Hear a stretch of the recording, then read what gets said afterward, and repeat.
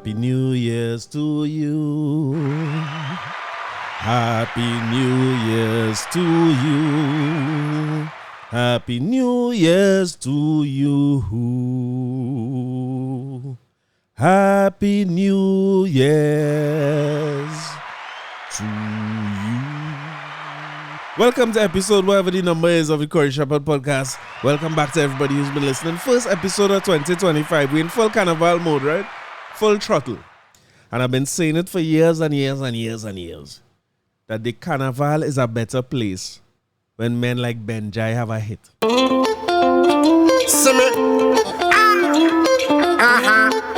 Only sell my costume and sell my fete ticket. I'm playing dirty, clean mask too, much touch juve, the mask got too, panorama, see me there with my crew. Once it's Carnival, it's so much of things to do. Oh God, I just run in the road and chip and hold my woman and dip my rum and weed. I sip, say nothing can spoil my trip when I'm playing mass. Oh God, playing mass, playing mass, playing mass. Oh God, look, you're calling out my name. You invited me to come. Tell my friends and family my suitcase have all the rum. Cause mama know that's what I like, and grandpa always have it strong. As I come out the airport, I shut it down. I just run in the road and chip and hold my woman and dip my rum and weed. I sip. Nothing can spoil my trip when I play in mass. Oh God, playing mass. Playing mass. Playing mass. Oh God. So nobody can tell me about no damn SOE. And we don't do a party. And we playing mass. Oh Lord, playing mass. The carnival is a better place when you see Benjai is on the streets. And Benjai, I don't know if Benjai, I don't like to say man come back, because man never went nowhere. Welcome to episode 2 somebody at the Corey Shepherd podcast. Welcome back to everybody who's been listening. Welcome to all the new listeners. All you spend all your Christmas, all you do with the New Year's. Everybody had a good little vacation, a good little break. People spend some time off. I take a little time off myself. Now, well, you should know that by now, right? When you see at the time off come, right, that's a good time for you to catch up, because the new thing people is telling me now, it's at a point in time where people used to say, and I'd consider this an upgrade, right? I'd say things getting better, because there was a point in time when people see me, they say, hey boy, you still doing that podcast, boy? But I doesn't get time to listen. Everybody's, and now what people say is, boy, I ain't listening a long time, boy. I had to catch up, boy. I feel like it's an upgrade. I taking that is an upgrade. Things getting better. Things on the up, you know what I mean? So when you see I ain't here, it's time to catch up, right? But I did, I spent, what we want to call it, a little white Christmas. I went to the white man country. I went by Trumpers and spent a little, matter of fact, I went a little close to Trumpers too. I went a little close to the Trumpers. In the DMV area. And listen, long stories about Christmas. Only know we get my Christmas stories over the whole year. In a nutshell, the place was cold like hell. Cold. People say, well, only lucky, only come in and the place warm, all kind of things they talking about. The place cold like hell. You can't feel your ears, you know what I mean? Your nose running and people have to tell you it running. All you who are accustomed to that and all you who's listen. Because when I recording this, right, I recording as if I talking to people in a warm place. It don't be no way in my mind that only say not in this cold place. I would like to thank all you for tuning in, thank all you for being a part of it, because it's easy to listen to nothing in that cold. If all I have in the cold is regret. There's a lot of regret. You're just feeling sad and cold, and if you could feel anything at all. But I want to say thanks to the Cash family. The Cash family took care of us. This was our first Christmas as a family abroad. My first Christmas abroad in many, many, many, many years. It's the Palace Stacy first Christmas and Zachary first Christmas abroad at all. And we were well taken care of by the Cash family. I had to call her, I have a sister just called Janelle. I only know all my business by now, right? My sister named Janelle. I had to call her Driving Jesus. She is Driving Jesus. I said, we're going to go to our next Marshalls. She said, well, the closest Marshalls is in Texas. She said, no problem, I'll drive. Working from home, but just shaking she mouse whole day and just driving up and down for Palace Stacy to spend money. We buy, listen, you spend money. in every marshals, it have any county. Every marshals, it have any district. Every marshals, it have any state. They say DC is not no state. I don't really understand what I mean, but she find her marshals there too. So this is recovery time. Because while we went and stayed by the people who name Cash, my name is not Cash. My name is Credit Card. And now it's time for it to pay back. But we come back, I come back, listen, I come back happy. And I'm telling you, I abroad, right? And I'm not paying any attention to the fact that the crime rate high in Trinidad. This is one of the times I went away and completely turned off and tuned out. And again, thanks to the Cash family for what would have been one of my best Christmases and one of my most memorable Christmases ever. Thing that you can't forget. So my mind not nowhere on what's going on in Trinidad at all. I think it is business as usual. Only for me to come back and the next morning I hear the place are SOE. Listen, I'm so surprised because people been calling for SOE for a long time, and I keep thinking about people and probably siding with the current government that the idea of a SOE is serious matters. That's not no joking matter. When we had the SOE the last time, was during COVID and the place shut down and it was curfews, and I wonder if people forgetting. I even heard the boss. Well, he used to be the boss.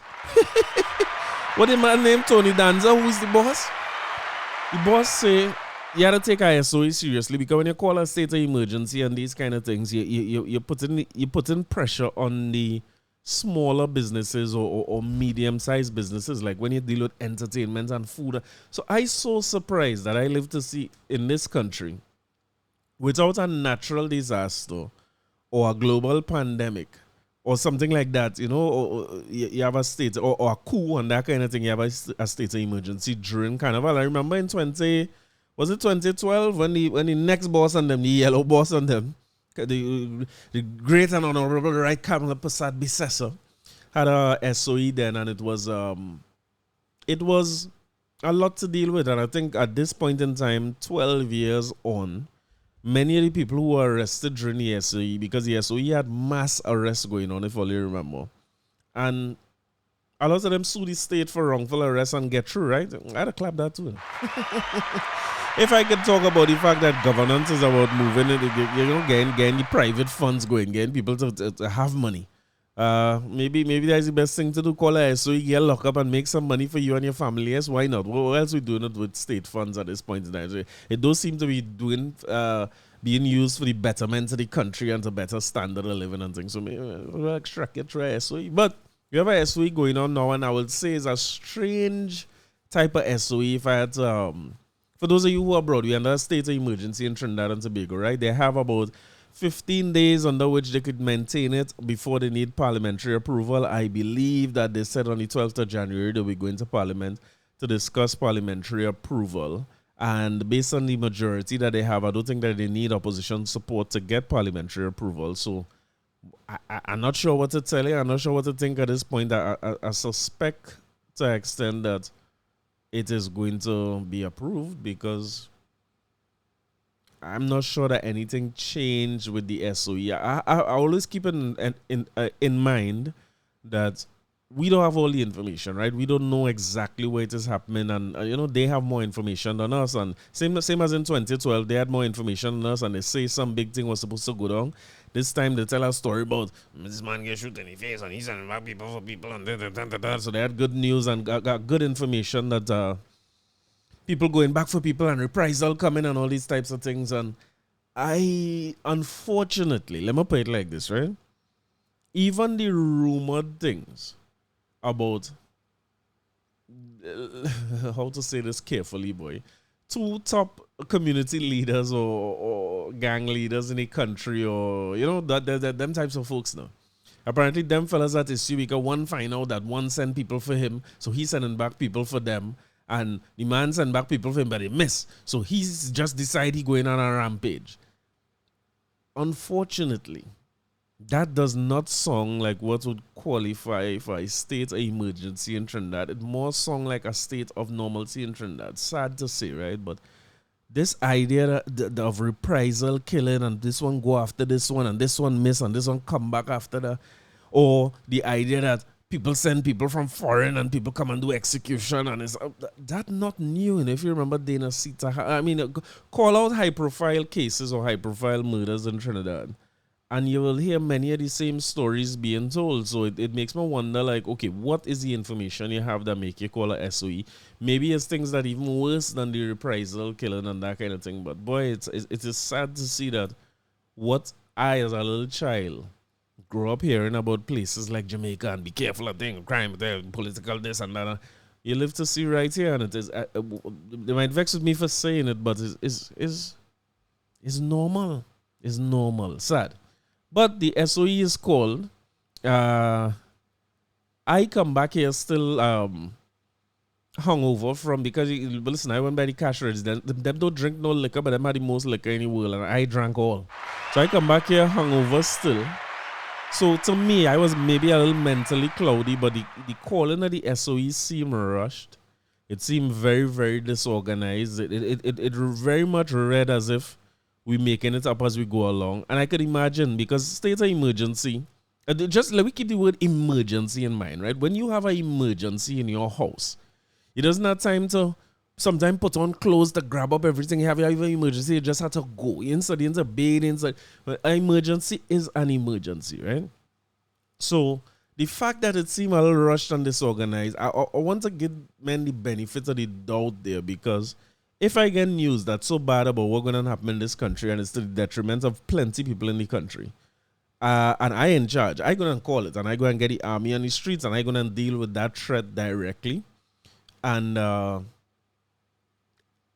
in other words, one particular emergency comes to mind, but I don't want to be insensitive at this time. But again, if you in a situation like that, whatever that emergency had, it has to be addressed. Let me use a doctor as an example, right?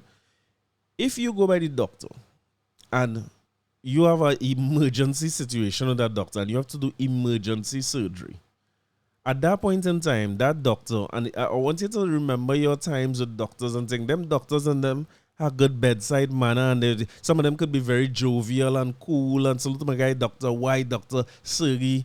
I have several doctors that I know that could be, nice people to be around, right? I have a partner named Dr. Dylan. So every time you see Dylan, is all talk and laugh and kicks, right? But when them men get into serious mood, when you tell them men emergency surgery, it's almost like them doctors is forget you there. Them not dealing with you at this point in time, because I remember laughing and talking to Sergi when it was surgery time, and them had to put me under anesthetic. And he have an anesthesiologist in the room there to inject the back of my foot. That man, like, it was almost like I am not a person. I am not the person being considered in this equation. He dealing with that foot and that nerve that them men had to hit on them. Them men get serious, and he say, "You seeing it there? You seeing it now? Thing execute." I was like, "Execute who?" I didn't realize you was somewhere execute the injection. I thought I going down, But the reality is that you just remember the times where your doctor had to deal with something serious with you, right? They get very serious and very focused, and they address the specific issue that you're facing. So your foot could be sprained, your ankle could be bad, your blood pressure could be low, all them different things go out the door to them, except for the things that are critical to the issue them come to deal with at this point in time. So to see him rushed and to see him disorganized, I could compare it to an emergency room. Wherever I went in the ER in a hospital, everything they seem rushed and very disorganized inside it, because it have to be. We're talking about saving lives. So my thing is this. In an emergency room, the place does not go back to normal until the patient stabilize and whatever, or we make a decision, or the patient gone, right? And then it goes back to some level of quote-unquote normalcy in the ER, or until the next patient come in and they had a rush again, right? Additionally, it's only the doctors in the ER who have the experience, because everything for me is an emergency. If I get a little nail joke, you remember getting nail joke? Or you kick and you swing and you bust your toe. That is a major emergency for me, and I want everybody to focus on me in the ER. But the people in the ER have experience with this, them dealing that whole day. So them gonna say, nail joke, you go wait. This man who come in here with the heart attack, we have to deal with it first. And we had to stabilize him, and then we go come back to you. Eat that pain. Aspirin, you know what I mean? Hold a ibuprofen. You know what I mean? Drink a ginger ale. And in this case, the people who in the parliament and my Minister of National Security, my would-be Prime Minister, who at the time of the press conference would have known he's prime. I mean, we had known already too, right? So, I mean, we've been talking about Stuart Young being the Prime Minister for a long time. You'll get to that, right? But at the time at the press conference, right, and in hindsight, Rowley, I was going to lecture Rowley for not showing up at the state of emergency media conference. I don't think it's the best decision. I think a state of emergency had to be taken seriously. And I think the man who in charge of the country must come and face the people. And you cannot let your friends call a city. I understand and condolences to his brother. I think it'll be easy because I know he lost a brother. I think it was early in 2024, late 2023, lost a brother. So that ain't easy. But it's the work. And we want to see you. When you call a state of emergency, we want to see you and we want you to explain to us what happened and tell us what we're supposed to do. Because state of emergency involves the option to give up several rights that we fight for as citizens. We didn't have them rights. Oh, matter of fact, at that time, I know set of rights. I went to the African American Museum in D.C. And it was a stark reminder or eye-opener for Zachary that at a time where we had no set of rights at all. No? So when you call state of emergency and you give back the rights to the state, a state that I don't necessarily trust, and I don't think any of us should really trust like that. Not the people in power, right? The state itself giving so much power to the state could be tricky, right? So when the men call state of emergency, I want to see the boss. I want to see the man in charge. I want to see him come and tell me, well, this is the scene. This is what we're going to do. This is why you're giving up your rights and freedoms, because giving up my rights and freedoms to the state from a temporary standpoint and something that I could challenge legally and so on, to me, and it has always been the case for me from 2015 to now, it is better to do that than to give up my rights to outright criminals who are not law-abiding and willing to take life without judicial process and so on, right? Which is what the criminal element doing in this country or anywhere. And I don't know that the criminal element would be willing to give back power and I can't sue them. And it's a different ball game. So if you have a temporary suspension of my rights, just come and explain it to me now. So I was vexed when I see Rowley come, but me know is the boss we was talking to all the time. At least I didn't know that the boss was coming into play so quick. This man come into play fast. So we did have them come in and talk about what the state of emergency was for and the information that they had, and of course the rumor mill as the Prime Minister, right? Well, as Dr. Rowlers had said recently, I don't know who took all what now. Rowley had said recently that the idea of a leak and all this kind of thing waste of time, because from in the era that we're in, once you talk about something, sometimes you think about something and then you see it come up in your Google or Amazon suggestions, you know what I mean? So the idea of a leak really is, what is it really, is what I'm saying, So they did say that they have the information, they're going to SOE. He did say no curfew, no curfew. That is a different song. Yeah, no curfew. But so it seems, and that's where I find is a little weird, because again, going back to my ER analogy, the ER not going back to normal, or Dylan or Sergey or Dr. White or any surgeon, they're not going back to normal mode until everything went well and the patient's stable and they expect a good outcome. But I'm feeling like this is the first time in a SOE where everything seems relatively normal. And I'm judging from a real layman perspective here, right? Because when you drive on your road, the streets normal, school open back yesterday, the traffic normal. People out late at night. I see man down went Soca in Mocha already. According to my partner Edmund, Fet reviews, that and all normal. I talked to Edmund and he say, Soca in Mocha, the bands and them still getting accustomed to the thing. I see a little clip from Young Brother performing. And it is very, very clear that the band's still a little rusty. They're getting used to it. Young Brother run out on a stage. And the tempo in the song just started to pick up. The band just started to pick up a pace. I said, but what is it? A good thing the youth man could perform, yes? And then the fetes themselves, I appreciated Sunny Bling as a very sober mind in the culture, right? A mind that I respect. I respect his views in the culture. I was glad to see him make a video that spoke about the fact that the artists come into the fete and they're not really, they're not singing the song, they're not engaging the crowd, and they're pointing mic in the crowd to sing. Sunny Bling is on radio 4, 5, 6, 7, 8 days a week, right? And he also very much in the culture, very present. He sings songs, he's an artist too, you know what I mean? You're doing artist interviews. And Sunny Bling say he know about 3 songs. He said I only know about 3 songs. And he named the 3 songs where he know to her. He only know about 3 songs. So all like me, so. How much song I go really know? I wasn't even home. I now starting to hear music. A man now explaining to me that Marshall come out in the open and say, I have 1 car, but I wanted to drive 2. What he said?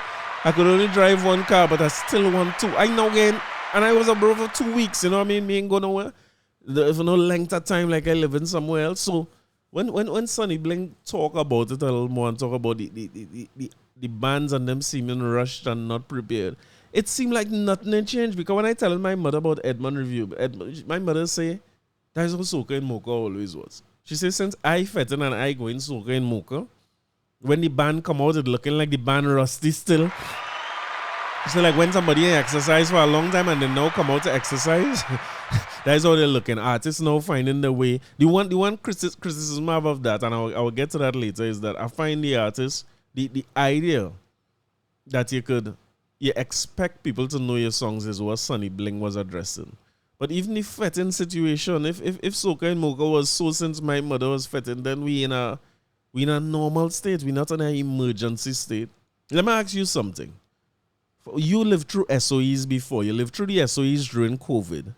Were you worried at the time when they call the SOE and they say no gathering? And what was your sense of calmness? Because I was a little worried. I remember living in Riverview at the time and you're walking around Riverview and people trying their best to maintain a separateness because there's a belief that, okay, this state of emergency is called for a reason and it's almost to protect us from ourselves, right? And then in 2012, was it the last state of emergency where the crime situation was? Not that it was the greatest thing in hindsight, because, I mean, it wasn't the greatest thing at the time, but at least you were seeing army and police and people getting wrongs up and they was talking about Mr. Big and the big boy and this one getting thing. And yes, you were seeing things happening, right? And even if that was just smoke and mirrors, it was giving me the impression that, okay, something serious happening here and I'm a little worried about this, but they're going to arrest this one. They arrest 40 here today. They tell you every single day. Because in the 2020, I was talking like Kizel Jackson now. I was going to say 2012. In the 2012 SOE, they was coming every day and tell you, well, we arrest so much people. We take this amount of guns off the street. And you're not even getting them kind of updates now. As a matter of fact, the SOE, people don't forget a SOE because Rowley resigned and ran and PNM convention going on in Tobago and Akash asked Fitzgerald if you really want to step down. Fitzgerald never answered a question since he ain't get a seat in Lavanty. I don't think I hear him talk. He come in the press conference. Yeah, Akash asked him a question and the Prime Minister pulled his mic and he said, no, this is not what we come here for, Akash. And he shut that down immediately. But again, because we're not privy to all the information, is impossible to judge. But as long as Benjai is singing song like that, SOE or no SOE, I looking to go for it. In the midst of the SOE now, headline reads, after giving sermon, special prosecutor killed in front of wife and children. A question which, during the PNM, what they tell me is not a convention. I keep saying PNM convention. The PNM strategic planning session. Attorney Randall Hector, a lawyer who was prosecuted, a known gang leader, was shot and killed on Tuesday night in Port of Spain. There was an attempt on the gang leader's life outside the Besso Street police station on Saturday, and the fear of reprisal killings was supposedly a main factor as to why the government decided to declare a state of emergency on Monday. During the attempt on the gang leader's life, one of his cohorts was shot and killed. According to legal sources, Hector 43 once worked in the office of the DPP, then as a lawyer in the office of the Attorney General before going into private practice. He was eventually contracted by the state to prosecute the gang leader as a special prosecutor. Hector had also done legal work for the Strategic Services Agency and elite units in Trinidad and Tobago Police Service and was walking to his car at Stanmore Avenue, Port of Spain when he was shot. So let me dissect this a little bit, right? I have information. I in charge. Well, me and my partner in charge, right? It's hard to say who in charge. I in charge Rollers and I Stuart Little, all of we in charge of what coming next because we's Prime Minister, co-Prime Minister, right? So we sit down and we get information back. We had to call a state of emergency based on a man who getting or attempts made to gun them down in Besso Street, right? And we gunning them down because he tried to gun we down, right? So, I talk from a gangster perspective now. They trying to shoot me, so I come back fall up in Besso Street, right? And I shoot and miss, I kill a friend, and you going mad. You just start, is rampant. You going wild. So the government come in and say, hey, all you going too far with this thing now.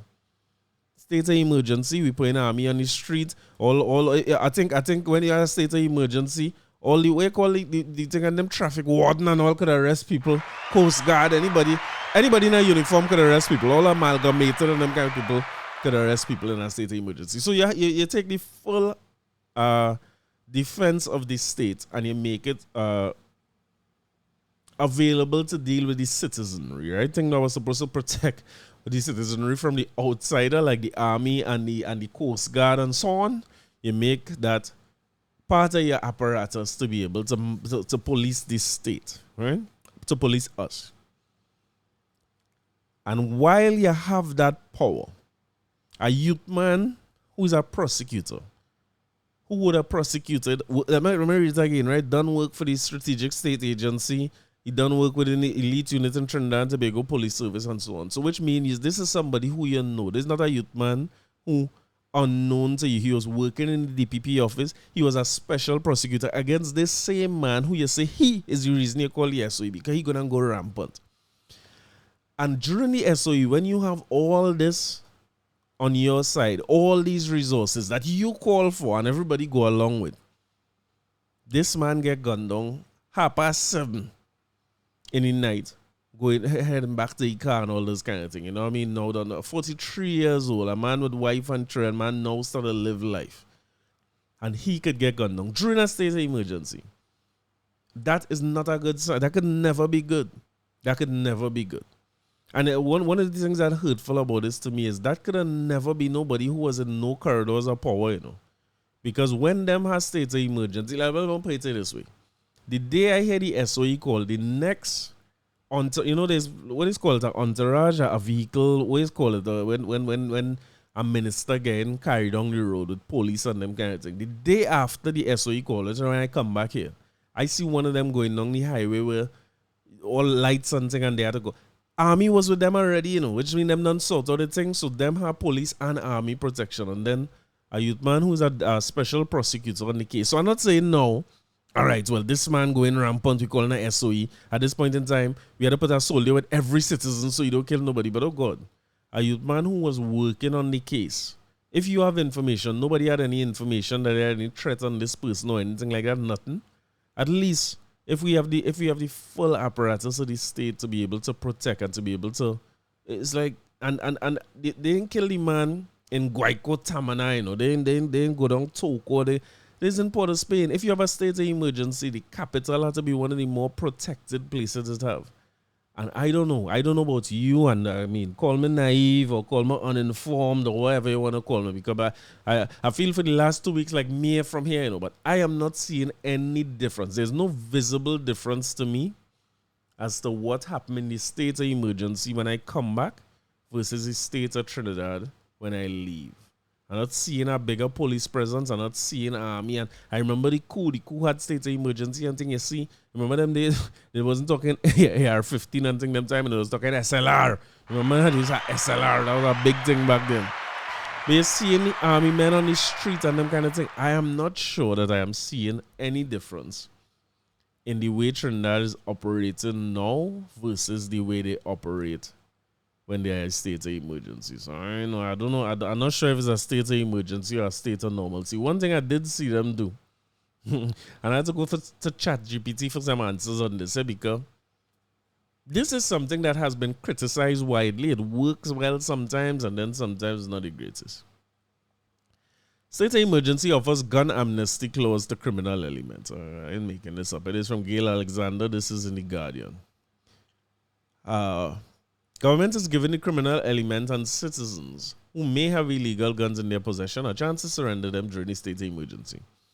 The regulation governing the SOE include a gun amnesty clause which states that anyone who surrenders a firearm, any firearm, ammunition or explosive shall not be prosecuted under the Firearms Act or regulation for or regulation for illegally purchasing, acquiring, or possessing the item prior to the time of surrender. Well, when they say ammunition, right? It make me wonder if I wonder if they give my boy from Fire One Fireworks. This is Fire One Fireworks.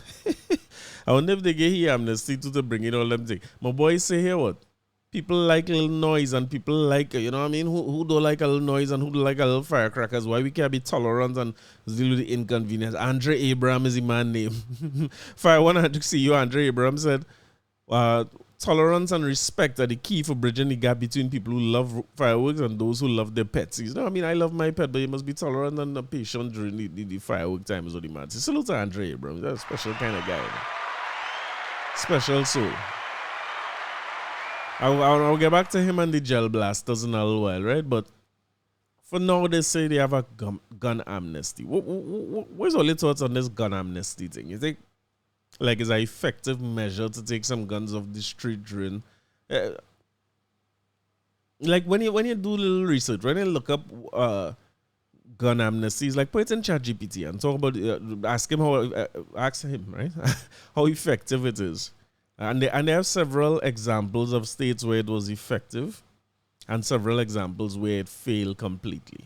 So it's almost like it's two extremes with gun amnesties, right? What you will notice is the countries where they say it was very, very successful and helpful was states that tend to be governed and organized, closer to first world. You know what I mean? Not first world in terms of the money or anything, but the mentality, the view of the way people view the state and the way people behave. And you will see a lot of the countries, many more than where it was succeeded, where it succeeded. You will see that a big part of what is already happening in the country where there's a gun amnesty is where they have runaway crime and not a lot of respect for government and governance, right? And not a lot of respect for civility and law, you understand? Which side of that fence you feel Trinidad and Tobago lies on, you go tell me, I ain't sure. But if we are the latter, where we run a little while, the respect for law and governance and so on is not there. You know what tends to happen in societies like that when you have a gun amnesty? And I remember reading about an example in Jamaica in particular where it wasn't just bringing your gun. You was getting rewarded for bringing in guns. So you bring in your gun and you get a little money. You know what ended up happening? The same men went and bring in the gun and bring in their old gun where they bury with car bus and it had no value at all. And then they trade it up and buy new guns. The criminal element is as the word suggests, it's criminal and they must be continued to be treated as criminal. Criminals go try to bypass and jig any system that you put in place. So when I see a gun amnesty here, no mention of reward for people who bring in guns here, but I'm not sure that it's going to be the most effective thing. Which criminal, which person who, and let me use, when I say criminal, what I mean is a man who making his living through crime. Which criminal you gonna get amnesty for? They're gonna bring in the guns and them kind of thing. Men need the guns, you know what I mean? Men have to protect themselves. If you could stand up outside a police station and nearly take me out, I go bring in my guns and give you to do what? And unfortunately, again, being overshadowed by the news of a new prime minister, you're not really hearing anything about the gun amnesty and its effectiveness. You're not seeing a lot of updates about the state of emergency. Let me put it this way. Y'all think it's fair for me to say a good bit of people don't forget about this SOE already? Like people don't forget. People even studying the SOE. Man going out of business like normal. I think people that SOE will become important again when they go to debate it. I think they say it's on the 12th, and that is where it is. So the takeaway from the media conference was Rowley wasn't there, and I was upset, but I didn't realize that he was no longer prime minister. And he is officially out. He's officially out. Well, no, I shouldn't say that. Wait, stop the applause. He's not officially out. Let me carry right news. He has, during the PNM, what do they call it, strategic planning session or whatever it was they was having in Tobago, he come out and he had a press conference evening. I think that was last week, Friday evening, and he come and he say, here, where's the seed? Me ain't staying here much longer, you know. I looking to get out of Baghdad, you know what I mean? He explained the situation, why he wasn't able to make the media conference, and everything was explained. But he let it be known that, listen, I out. And I go let you know who I go put as my replacement as political leader, who I will put as in get into the prime ministerial part. And it ain't 2-3 days pass before he come back and say, here, where's he seen? Stuart is the man. Stuart is the man. So let me get official reports, right? Just in case you're out of touch completely and you miss out like me, right? In case you miss out like a lot. Rowley's retirement bombshell. No, the media in this country, you know what I'm saying? They're good enough because they continue using words like bombshell and so on to act. And I want to say that these media people, they're bright, you know what I mean? They're very, very informed. They're doing this every day. I remember Rowley talking about not going back up in 2015. I'm not seeing much people talking about that, but when he went in 2015, one of the first things he was talking about is he getting out of Dodge. He said that very, very early in his term, if not on accepting the prime ministership at the time, almost within the celebrations. He said, here, what is he saying earlier? Me doing this for long, you know. And late in his term between 2015 and 2020, he came out and he said again, he not putting up himself for party politics and them thing again. He said that then. I want to believe, and coincidentally, I hear him talk about it this morning when he did a little presser outside in Magdalena. Though. He said that the only reason he stayed in 2020 was because of, well, 2 reasons he gave. So, because of the pandemic, and then to kind of coach up his young ministers. You know what I mean? No pun intended. But he said that he was going to go. So, when you say Rowley's retirement bombshell, I wonder, like, what you mean? This is the same media who has reported many times, sometimes erroneously so. Men had come out and deny it. People report that Stuart Young was going to be the prime minister more than a good while now they've been saying Stuart Young is the man and Rowley stepping down and them kind of thing. The same media was doing speculation on that. When he stepped aside, he already said Stuart Young is the man. The idea of Amory Brown being the person replacing him and Diego Martin West and them thing, Amory Brown had to come out and deny that. The media has been carrying these reports. A matter of fact, much longer than a year now, I want to say closer to the end of the pandemic, the rumor they had was that, what was my partner name? Was the Trinidadian fellow from Howard University again? Wayne, I'm thinking Wayne Chance, and I know that wrong, right? Wayne Frederick. It's at a point in time they were saying that Dr. Wayne Frederick is going to be the replacement for Rowley to lead the PNM. I'm not sure if people had remember these discussions at the time, but that's what they were saying is the next prime minister. That must be 2-3 years ago. When you look at how old that was. So when only put headlines that say Rowley retirement bombshell. I ain't sure was the agenda of the newspaper, but I guess at the end of the day, they're trying to sell papers. Yes, so Rowley's retirement bombshell. President will have to appoint new PM. Before the end of the legal limits of this term, I will resign this office and go off to my family. In a historic first, Prime Minister Dr. Keith Rowley yesterday announced his imminent early retirement from the office of Prime Minister and his decision not to contest a seat in the next parliament. When I see he resigned and then Trudeau resigned, I said, but two of them running off into the sunset together. But he said you and your wife, right? He says his family.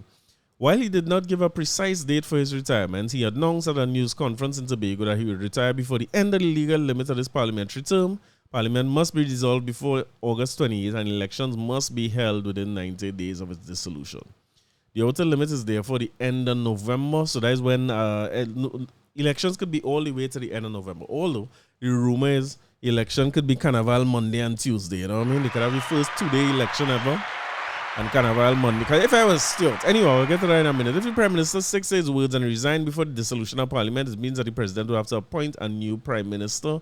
It also means that when the PNM enters its election battleground, it will be with a new leader of government.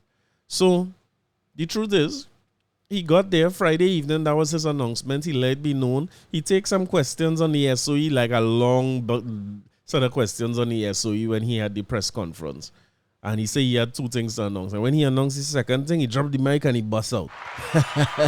No small talk. No time for Akash talks. No kind of question about he thing and he step aside. Now, I did say here that if he really come through and he do it, which I expected him to do after the election and all that, the rumor mill was saying that He gone. He gone before the election, and Stuart gonna be the new Prime Minister and all that. But in my mind, it was always going to come after the election. You know, he win the election and then he hand over. But my guy gone, so I want to give him 100% credit. You know, history is treat these guys well, but while they're there, they tend to not be the most likable people. People say it's like Trudeau, you know what I mean? I only remember what it was like when Trudeau first went in Canada. He was like greatest prime minister or president or whatever them called ever, and he was an example for what everybody should do. Now the man internally, the pressure is so much that they want him out of it. And now Trump talking about annexing Canada. He said, well, if all you join up would be all you go have a serious country and a serious state. You had to respect that, right? You had to love these for you had to love a politician, you know. But the truth is that we at a point now where Rowley is not the most favorable person. Rowley doesn't look like the easiest man to deal with. I always talk about when he nice. I always remember him doing I interviewed Hans Devines during COVID, and Hans walking him through, and then he went and meet a music producer, and you know what I mean? And he asked Hans, he said, "Boy, come and invite me, or a little Campari, worst drink they ever invent." That will make me realize why he's so angry, you know. If it's Campari used drink, he must be vexed. He must be vexed with his life. He's just drink Campari. But he have a personable side that hard to match. But he also have a side where he like to, you know, I remember one of the first times he was interviewed after the election win, the general election win. A reporter, in my naivety, I think quite innocently asked him, "Hey, on your first election win," and he said, "Don't you dare print that. This is not my first win. I win the Trinidad and Tobago, and I win the..." I said, all right, okay. Man is getting mad. The man I kind of vexed. So you idling at 90, what's going on with you? But with all that, and maybe at one of the most unpopular times in his tenure, he basically come and he step aside. Thing that we call on people to do. I always remember giving Kamala Persad-Bissessar a lot of credit for the amount of ministers that she would have fired, her cabinet reshuffles, and we call it window dressing or whatever you want, right? But we always have this thing that we like to say, if you ain't doing a good job, why you don't resign or why you don't get fired in the public service, like you're there for life and no matter. And we see many people, many there for lifers, no matter whether they do good, they progressive or what, they end up staying there. So again, I want to commend Dr. Rowley for stepping aside. I don't think he stepped aside because he feel he doing a bad job, right? Don't get me wrong, but I also feel like it's a good thing when you realize you reach your limit, that you step aside. I like the idea of term limits. He served exactly 2 terms. Yes, start a head out. We enjoy having you here. It was great, you know what I mean? His contribution to the country. It will take time, but people could start to revere him just like how they revere Panday, and all his detractors could be sad when his time come and his number call and all that, just like there was with Panday and there was with Manning and so on. But one of the things that even more important to me than that, not for country but for him, is that the man could go and enjoy retirement. He had to be the fittest prime minister we ever had. The man looking good, 70-something years old. He looked like he have an ounce of fat, and him. You're good for yourself, as you say. You're going and sort out family matters and things. You don't want this to be... some of us who listening to this know when you live in a life where you are 8 brothers and sisters and things, and all of a sudden your brother there, the next one gone. Them thing, easy thing outside of running a country which ain't easy neither. I was glad that he take 2 seconds in the midst of talking about it to say that the political landscape in this country get vile. And I think he is one of the people, Kamala is probably a close second, but he's one of the people who had some of the most vile things said about him and the attacks on him. And the man have a level of belly for a man with a 6-pack that hard, I shouldn't say a pause. According to Cartel, why? But... For a fit man, the man has some belly that I don't know that many people could withstand. You know, I'm not sure that I could deal with that. But I outside Karen and I raped it, man, and I listen, they say the worst about him. They compare him to all kind of animal, and sometimes you had to wonder as a black person. Sometimes I wonder when I hear the attacks on Rowley. It's like, oh, let's talk about Rowley, or let's talk about black people in general. You know what I mean? It's some of the most hurtful things. But this is what the politics come to in this country, because while he writes about that, he don't hesitate, even down to the end. The last statement he make, he say, well, when I say I was stepping aside, they say I was the worst person, and now that I gone, they say the country dark. But I always have money to drink too much rum. He just take he good little digs too, you know, but I think if you was to look back at time, maybe Chambers, right? Because the well say Chambers Duncy, it good. It documented in song and everything how Duncy Chambers was. Chambers is the next man get anything hand to him, a man. I think they would pass away in office and they get Chambers. So I think the role all Stuart Young need to do, right, for the history book's sake, is don't go down as bad as Chambers where they start to say you done see and all them kind of thing, and I mean don't go down like that. That's Stuart Young work. There's something here that I want to point out, right? And this is what I try to say. I'm not the most articulate person and so on. But this little article here sums up my issues with Trinidad and Tobago politics. And again, if I didn't make it clear, I want to thank Dr. Rowley for his service. It's not easy to be in this. I maintain that the people who run the country, the politicians, the parliamentarians, the prime ministers, and so on, are the best and brightest that we have. These fellas is no fools. They have a lot of belly. It take a lot of constitution to do that job, and I couldn't do it. All my hands shaking, my knee. I couldn't do it. I don't want to say can't and couldn't and talk myself out of them things, but those positions are extremely difficult. So I want to thank him for his time and his service. I want to thank him for the because I remember in our WhatsApp group, somebody was saying in our WhatsApp group, somebody Nikolai Jones, you were saying, Rowley planning to resign in this press conference. And I was like, nonsense. How you going to resign in the middle of a SOE? And the man doing it, and it's not as bad, not nearly as bad as I thought it would be. I think the SOE would be the worst time for you to step aside. But the truth is, if I try to step aside in 2020, and it's because it's COVID and global pandemic and SOE, and I can't do it, and I end up running a whole next term. And then now all of a sudden is I can't just delay my life forever and never step aside. So I commend them for even the way that this handover seemed to be going. This is much smoother. In other words, the change of leadership in our country could lead to all kind of different turmoil, especially when the flag blowing the breeze, if you understand where you're coming from. But they seem to have this under control. But again, there's a little article I want to read here that to me, it sums up very, very well some of my difficulties with the politics in this country. And I want to use this to make the point that we mustn't wait for things to go bad and for things to go sour to realize that you is a person and I is a person.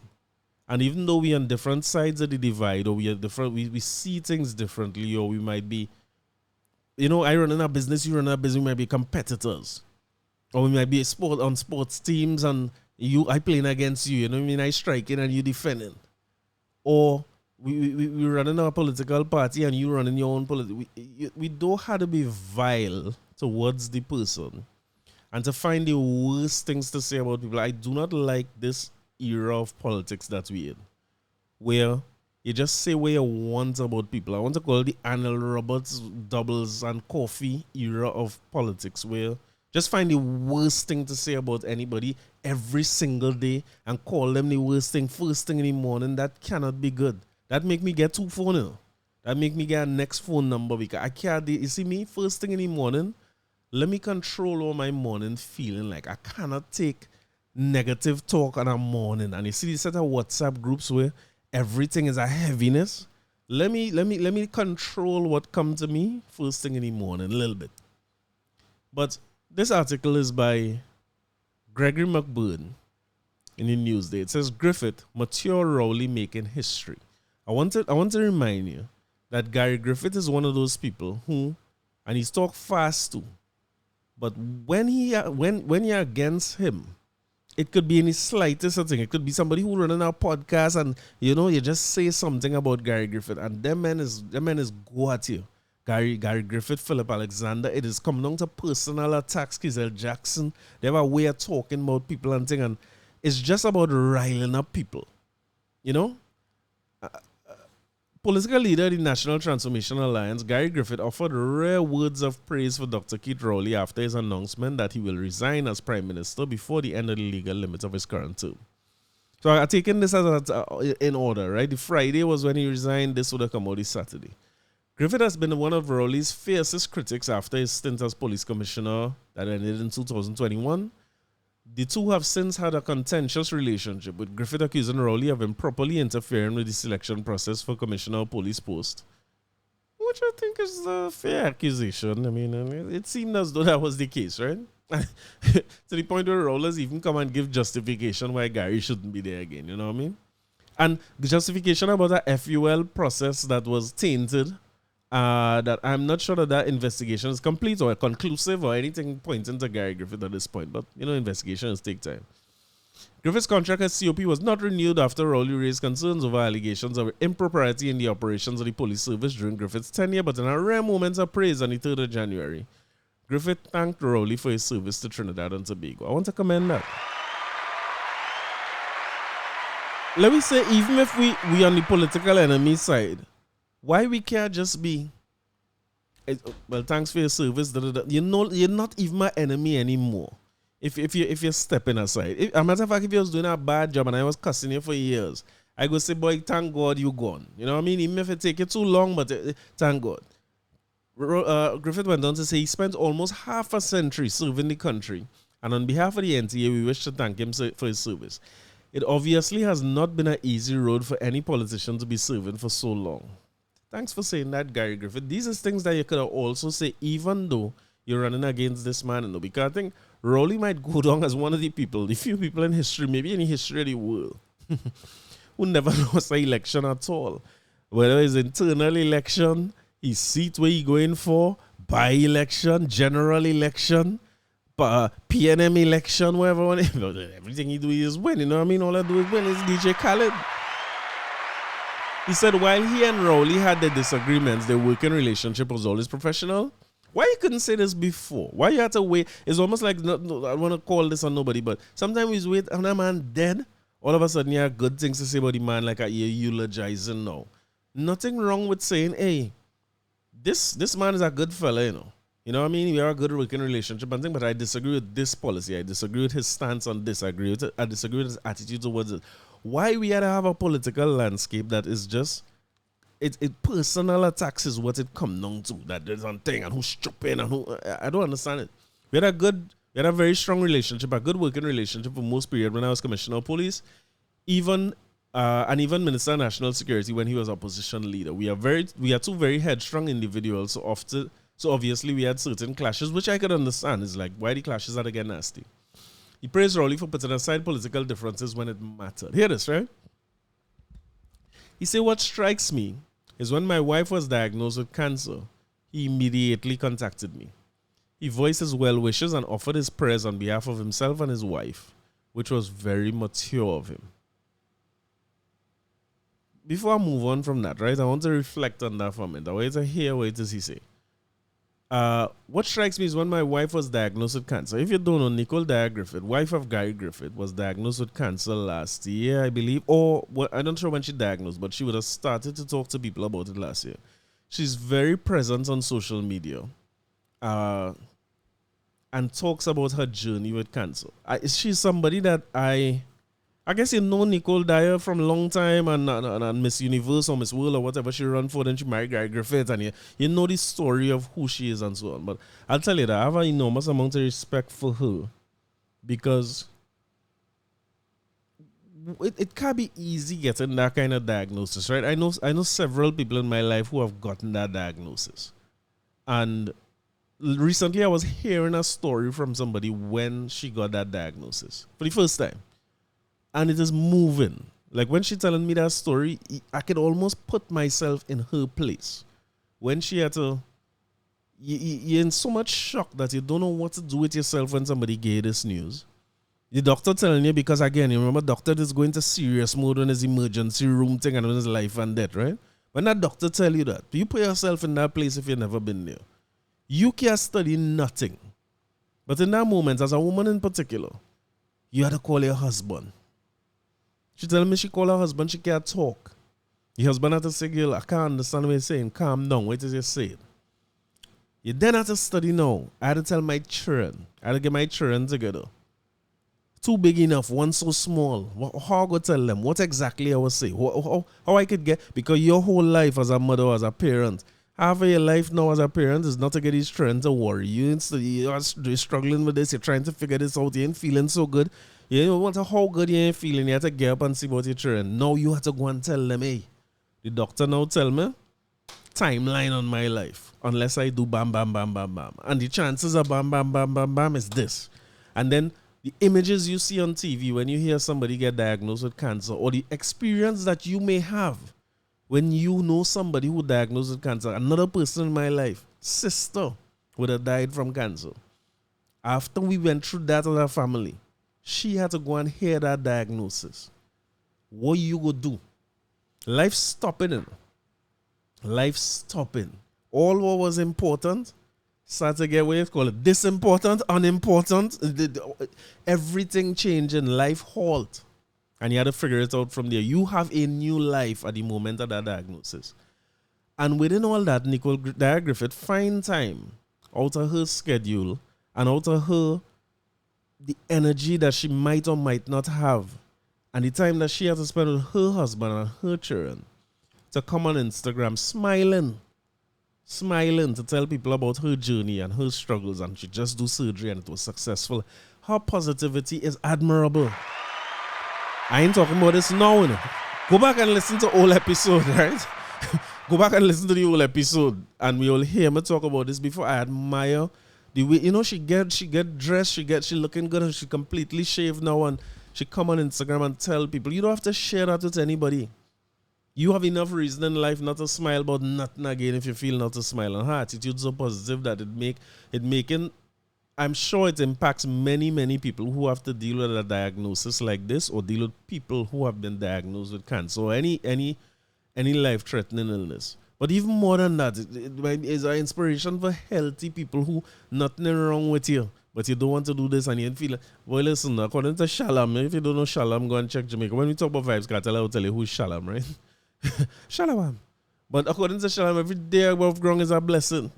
You know what I mean? Even when you're struggling through them days, and sometimes in your healthiest time, you just forget that and take it for granted. So I want to personally thank Nicole Griffith. I wish her all the prayers of our family and best wishes of our family as well. But I want to thank her for being able to step out and do what she's doing and talk. And if you get a chance, go to her Instagram. Very, very inspiring. But again, Guy Griffith say Rowley immediately contacted him, voiced well wishes and offered prayers on behalf of himself and his family, which was very mature of him. I wonder how Guy Griffith feel when he get a call, knowing some of the things he had said about Rowley personally. I wonder how he feel. And I wonder if it didn't make him feel, well, maybe we could be political enemies without that sort of vitriol for each other. Because we're human too. And as humans, any one of we could get that diagnosis. And let me tell you something. As bad as it might sound, you're lucky if it's a diagnosis you get and you get some option to do something about something. Because none of we are bound to be here tomorrow. You're bound to wake up. And it's one of the things I learned from Nicole Griffith in terms of gratitude. Because she's just thankful that you still have life. At least you could go and tell your children something. And tell you, it could be that somebody else calling her and say, hey, this Nicole Griffith, this is your wife? We find her so and so. This life brutal and it's short. So I hope that Guy Griffith, and more so not just Guy Griffith, but all of us, find a way to use this example here as a way that we could live life, even though we don't see things the same, even though we might be enemies, we might be whatsoever the thing might be. I'm not if you can live without enemy, better fit yet. But if there's a way that you could just treat people with kindness and respect and understand that people going through all kind of different things. I remember when Rollers, the first time he gained power, right? I remember I was interviewing him in the back of a Prado. My boy put on a scarf like if he in the dead of winter in Maryland. And he was talking so soft. He was not himself. He's in fight mode, Rottweiler, you know what I mean? You know, he had a kind of bad man kind of Prime Minister style about him. And when it was almost like so subdued. And I remember the opposition and followers in the country just short of laughing, saying, look, you get thing now, and you have throat cancer. I don't know if people remember this, but they was basically saying, good. You went and you take power, you bad talk manning thing, when look what you do O behind it, and now look your throat, you have cancer and you dying. And I don't know if them thing, you know, listen. You want to hear something funny? Beyond that, more for Gary Griffith to ponder. He contrasted Rowley's approach with that of opposition leader Kamala Prasad Bisesa. Another political leader who has never once contacted my wife, and my wife was actually a senator in her government. That says a lot about personalities. Listen. Me saying Kamala no right to do shit. I mean, you could contact them if you want. You could do whatever you want. But Kamala, Nicole Dyer Griffith was a part or a senator under the UNC government. Guy Griffith has been in alignment with the UNC government at several different times post his life as Minister of National Security under the UNC government. I would think that it would be nice. Let me say it like this. Nobody don't owe you no call. Nobody don't owe you no sympathy. Nobody don't owe you no thanks or no prayers or no well wishes. Nobody owes you that. But as Gary rightfully said, it tells me something about the person's character. Because I may not remember everybody who didn't call me during a time when I could have do it a call or I could have do it help or I could have do it some well wishes. But what I can tell you is, I remember everybody who did. Everybody who said, boy, how you think? This thing good, don't worry, everything. I remember all of them. There's things that you can't forget. I had no time to remember the people who ain't called. And my personality is one where if you didn't call me, I was going through, so I go think you was wishing me the best anyhow. Yes, I a man. Be no time to look at life with that heaviness and negativity. I hope that regardless of what happens or where Dr. Rowley political legacy lands, I hope that this little sentence from Gary Griffith stands at the forefront, or it lays at the top, all the layers of what he was, or as Prime Minister. I want to talk about this man like it's no eulogy neither. All what he was as a politician, and as Prime Minister, and as a minister, and as an MP, and so on. I hope that this rises to the top of the discussion about him, because again, I remember we went and see Etienne show, right? Salute to Etienne Charles. This is me and Paula Stacy. Etienne Charles, Jorge Glenn, you know the crew. They have a show Carnival time. And I remember coming outside of that show Carnival time, and the performers who were on stage come down in the little atrium in Napa. So, you know, you're down in the show in darkness, you see Etienne and them on stage, and by the time you're outside now, there's a whole crowd gathered outside, and Etienne and them have a parang side playing outside. So it had to be a Christmas show, right? Let me forget the Carnival part. Must it was a Christmas show. I think it was Creole Christmas was the name of the show. And when he came out, they had a parang side playing. Etienne done playing with the parang side. Etienne play a quattro too, you know, in Jorge Glenn come out and play, and the parang side playing the little songs and singing. And at this point in time, I want to go and get my quattro in the car. It's Christmas time. I don't leave without it. And I was studying, but I wonder if I could fall in. It would be nice to take a little play with him. And then the Prime Minister who was in the show start walking through, you know, the entourage, whatever you call them, right? His escort. And as he walked past in front of him, I see P&M Stacy. I start to light up immediately. The red start exhuming out from her body. When she see Rowley, I say, oh, Jesus Christ, groupie mode now going into the thing. So I just think, you know, and as a Prime Minister would do, Manning was the best I ever see at it. Because Manning is a man who used to hail out everybody. I don't know how he used to do this. But even when Manning passed and police lights flashing and things, he used to wave to everybody. Anybody could tell you. But as Worley walked through the crowd, now he part and he walked in front of us. And now I see she lean over and she says something like, Dr. Rowley, you don't remember me? And I say, oh God, Rowley, eat my food. I say, oh God, she gave the meat. What is going on? Why she whispering in the Prime Minister? I said, but this is a national security threat. I was ready to cause a scene. This is a national security threat. She could lean over and whisper by the man, but that remember me. What do you mean remember you? What's going on? All your respect for me? So I want to elbow my way in between now, but I allow it as a good man and a good husband. I say, all right. And he kind of say, well, no. And then she explained to him that, well, my grandmother was Nellie Villarreal, Miss Nellie. And well, from the story that Stacy tell me, well, I used to like to get G, may she rest in peace. I used to like to get G talk about Rowley. And when you go by this lady, Miss Nellie, Stacy grandmother, we used to call her G, right? When you go by this woman, she have a picture of her. When you come in she kitchen door, it's a big Rowley poster, you know. And so I said, gee, this man is a waste. Boy, listen, anybody, it's not to let me know you like nothing, no, nobody. Now you like tripping talk, you know. So that was me and G little thing, right? Where I guess she little talk about Rowley, and she said, I don't care. And she, I don't care, that's my son. And we laugh, and you know that little thing. But in my mind, God bless G's soul. You know what I mean? And long live Palace Stacy. I say she and G damn lie. She don't know Rowley. I must say, yeah, the PNM, so the PNM, and you're so strong, you're playing like in Rowley don't know you. Everybody know the Prime Minister. Everybody know he don't know all here from nowhere. You know what I mean? So I hear them with this, Dr. Rowley, and I'm my son, and that your son, but he don't know you is his mother. Give me a break with that Rowley talk. But much to my surprise, when he say that, Rowley say, that is your grandmother?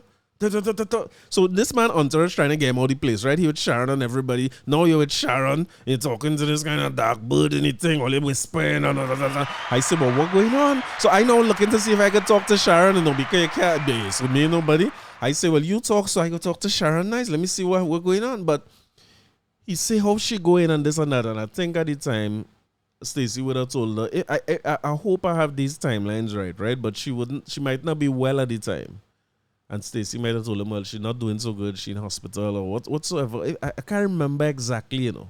But whatever it was, it might be two separate times that I'm mixing up, right? But whatever it was, he said, okay, nice. Well, you know, you should tell him that's Nelly, and he said, nice, something, and then he started walking. Then he came back and he said, give me a number. Well, I know all hell could break loose now. I said, this man talking a number. Well, you want me mash up in here? But whatever it is, number exchange and so on. Fast forward to the time now, G in the hospital. And when he took the number, he did call and he asked about her and all this kind of thing. And, you know, keep me updated. Let me know what's going on with her. But fast forward to the time, the unfortunate time I'll never forget, where somebody who was in my life for such a short time, G, and had so much impact on me, would have passed away, right? And I remember driving through Woodbrook. And, well, she got the message to him that she had passed away. And he called. This is the sitting Prime Minister of the country, you know, and the backstory behind it, where I telling the people they lie. Apparently, when he was now running for Diego Martin and thing, Miss Nelly, who we call G, was right there with him, walking through all the constituencies and supporting him as a member of the party, right? I'm around a lot of party card holding PNM members. I just want to put that out there, right? I'm not one. I have no party card. I have nothing for nobody, not me.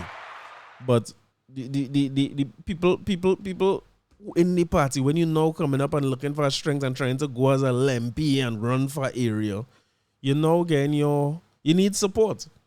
And for that to happen, when you reach all the way to Prime Minister, that happened not much. If you was in Parliament for 30 years or whatsoever it is, for you to remember that person and call personally to say, well, my condolences, my sympathy, whatever it might be, seem to be, because now Gary Griffith is somebody and Nicole Dyer Griffith is somebody, and not that I don't want to say G, and not to say anybody is nobody, but them fellas in public life, so you could see why that call will make. But I want to tell you that based on my little bit, and it changed the way I see him, because there's no press for a call like that when you call Palace Stacey. It have no coverage. It have nothing to gain. It have no traction. As a matter of fact, it was a COVID funeral too. So it's not even like you could show up and get some political mileage from it. It had nothing to do. But it takes a lot, and it shows a lot about the character of a person when you could pick up that phone and call somebody who could do little to nothing for you, just to say, hey, my sympathies, my condolences. Or you could pick up that phone and call somebody who say all kind of things about you and is the enemy to say, boy, I'm sorry to hear that. You're in the prayers of me and my family and so on. You want to talk about the second part of Gary Griffith's statement where you say Kamala never call? Let me read this first, right? Kamala on PM's decision to resign is a clear admission of Rowley's failure. Dr. Keith Rowley's decision 4 days into a state of emergency to announce his intention to resign as Prime Minister and also not seek re-election as an MP is a clear admission of his failure to lead the country effectively. This was the view of opposition leader Kamala Persad-Bissessar on January 3rd, hours after Rowley made the announcement at the tail end of his press conference in Tobago. In a press release, the Superior MP said Rowley's announcement was the latest evidence of a government in chaos and also the PNM and also that the PNM had led the nation to a failed state. She accused the PM of ignoring the lives and livelihood of citizens while engaging in a perverse, wicked soap opera with the PNM. Wow. She said Rowley's legacy after 45 years in politics is one of failure, division, disrepair, and left the nation in darkness. She said the only honorable thing left for him to do was to call the general elections. At the press conference, Rowley said he had served the country in several political capacities for the past 45 years, which is a long time. He indicated his intention to resign as Prime Minister before the next general election and will not seek re-election. We say all that already, right? Prasad Bisesa asked if Rowley intends to use the cabinet retreat as a platform to pressure and bully the PNM's MPs into endorsing Minister Stuart Young as his successor. Well, if that is the case, it worked, right? Young, the energy minister and minister of the office of the Prime Minister, well, good. So, she went on to talk about the economy in shambles and all the different things that she's done and all those things. But there's one particular statement that that stood out. She said, what we have is a Prime Minister who was a lazy, low-down, whatever she say, and she handed over to her old, lazy, dishonest, to a young, lazy, dishonest. I suppose, right, as a political enemy, let me not ask too much or be naive. As a political enemy, I suppose you had to beat them while they're down, right? But just for me, just the way I think, if he step aside, I'd probably say just, hey, thanks for your service. You was there for 45 years. We had several differences. We don't agree on policy. I think I'm the right person to be in the seat that we that will lead the country. Her last statement is, together we will rise from this despair and build a great nation. A brighter tomorrow is possible under the leadership of the UNC. It will be achieved. I would probably stick to more that side of the message. This is probably why me ain't going no seat nowhere, because I not getting into all that, especially when, to me, it's like when your opponent resign. He resigned. When your opponent dead, your opponent dead. I'm not sure that I might be the person who need to I will just focus on my next opponent. You know, I saw it before, and funny enough, Kamala was saying the same thing, that they're trying a Democratic Party, undemocratic move, or just putting a Prime Minister on us and so on, which is covered in our Constitution anyway. I mean, if he step aside, he had to put somebody. Or if he pass away, somebody had to go, right? The Constitution covers that. But, you know, they say when Biden moved and then Kamala went and that kind of thing. You know, I saw Trump maybe flustered for the first time when they had that first debate with Kamala. At that point, because, you know, it's almost like he had so much, like he planned and set for Biden, almost set as if it's an easy race. Nobody in studying Biden, everybody done watching Biden as a loser. And when Kamala come and sung Together, you know, Biden was never singing together to me. He was always singing a little bit off, like some men right with this man. And maybe that Republican campaign was so focused around Biden that it take them a minute. I mean, they get together eventually, of course. I mean, inauguration, by the time you listen to this, is men inauguration prep, right? But you see somebody who was up there and could put their words together well and looking young and inspiring and that kind of thing. And then the man flustered. He fumbling on his words a little bit, eating the dogs and so on. I mean, he was still talking to exactly what the issues people were having. But it didn't sound good in that debate. And Kamala basically saying that is what the PNM do here. They put a old lazy man and they put a young lazy man now. But I'm feeling like if for the 2 minutes, for the 2 minutes that Stuart been put in charge while I'm recording here, and listening to Kamala talk about it, seeing Gary Griffith's stance on this or his position, and I didn't even read the whole article. I only saw it as I read further in that he was actually talking about Rowley and his wife and so on. Think of what it will look like when Kamala Prasad Bisesa campaigning head on against Young. I'm assuming that the PNM at some point have internal elections. They're saying in this, whatever they had there with the vote, he beat Penelope Spencer, was the only other person to challenge him. The other challengers have been rumored to be Foster Cummins. Was it Farris as well? Assuming that the PNM go figure out who to put his support behind at some point. Let me assume now is Young, right? And they have an internal election and Young win, and Young is the man for the next campaign, who leading the next campaign as political leader, the PNM. I think it's going to be a juxtaposition that's not going to look good for Kamala Prasad Bisesa at all. Not that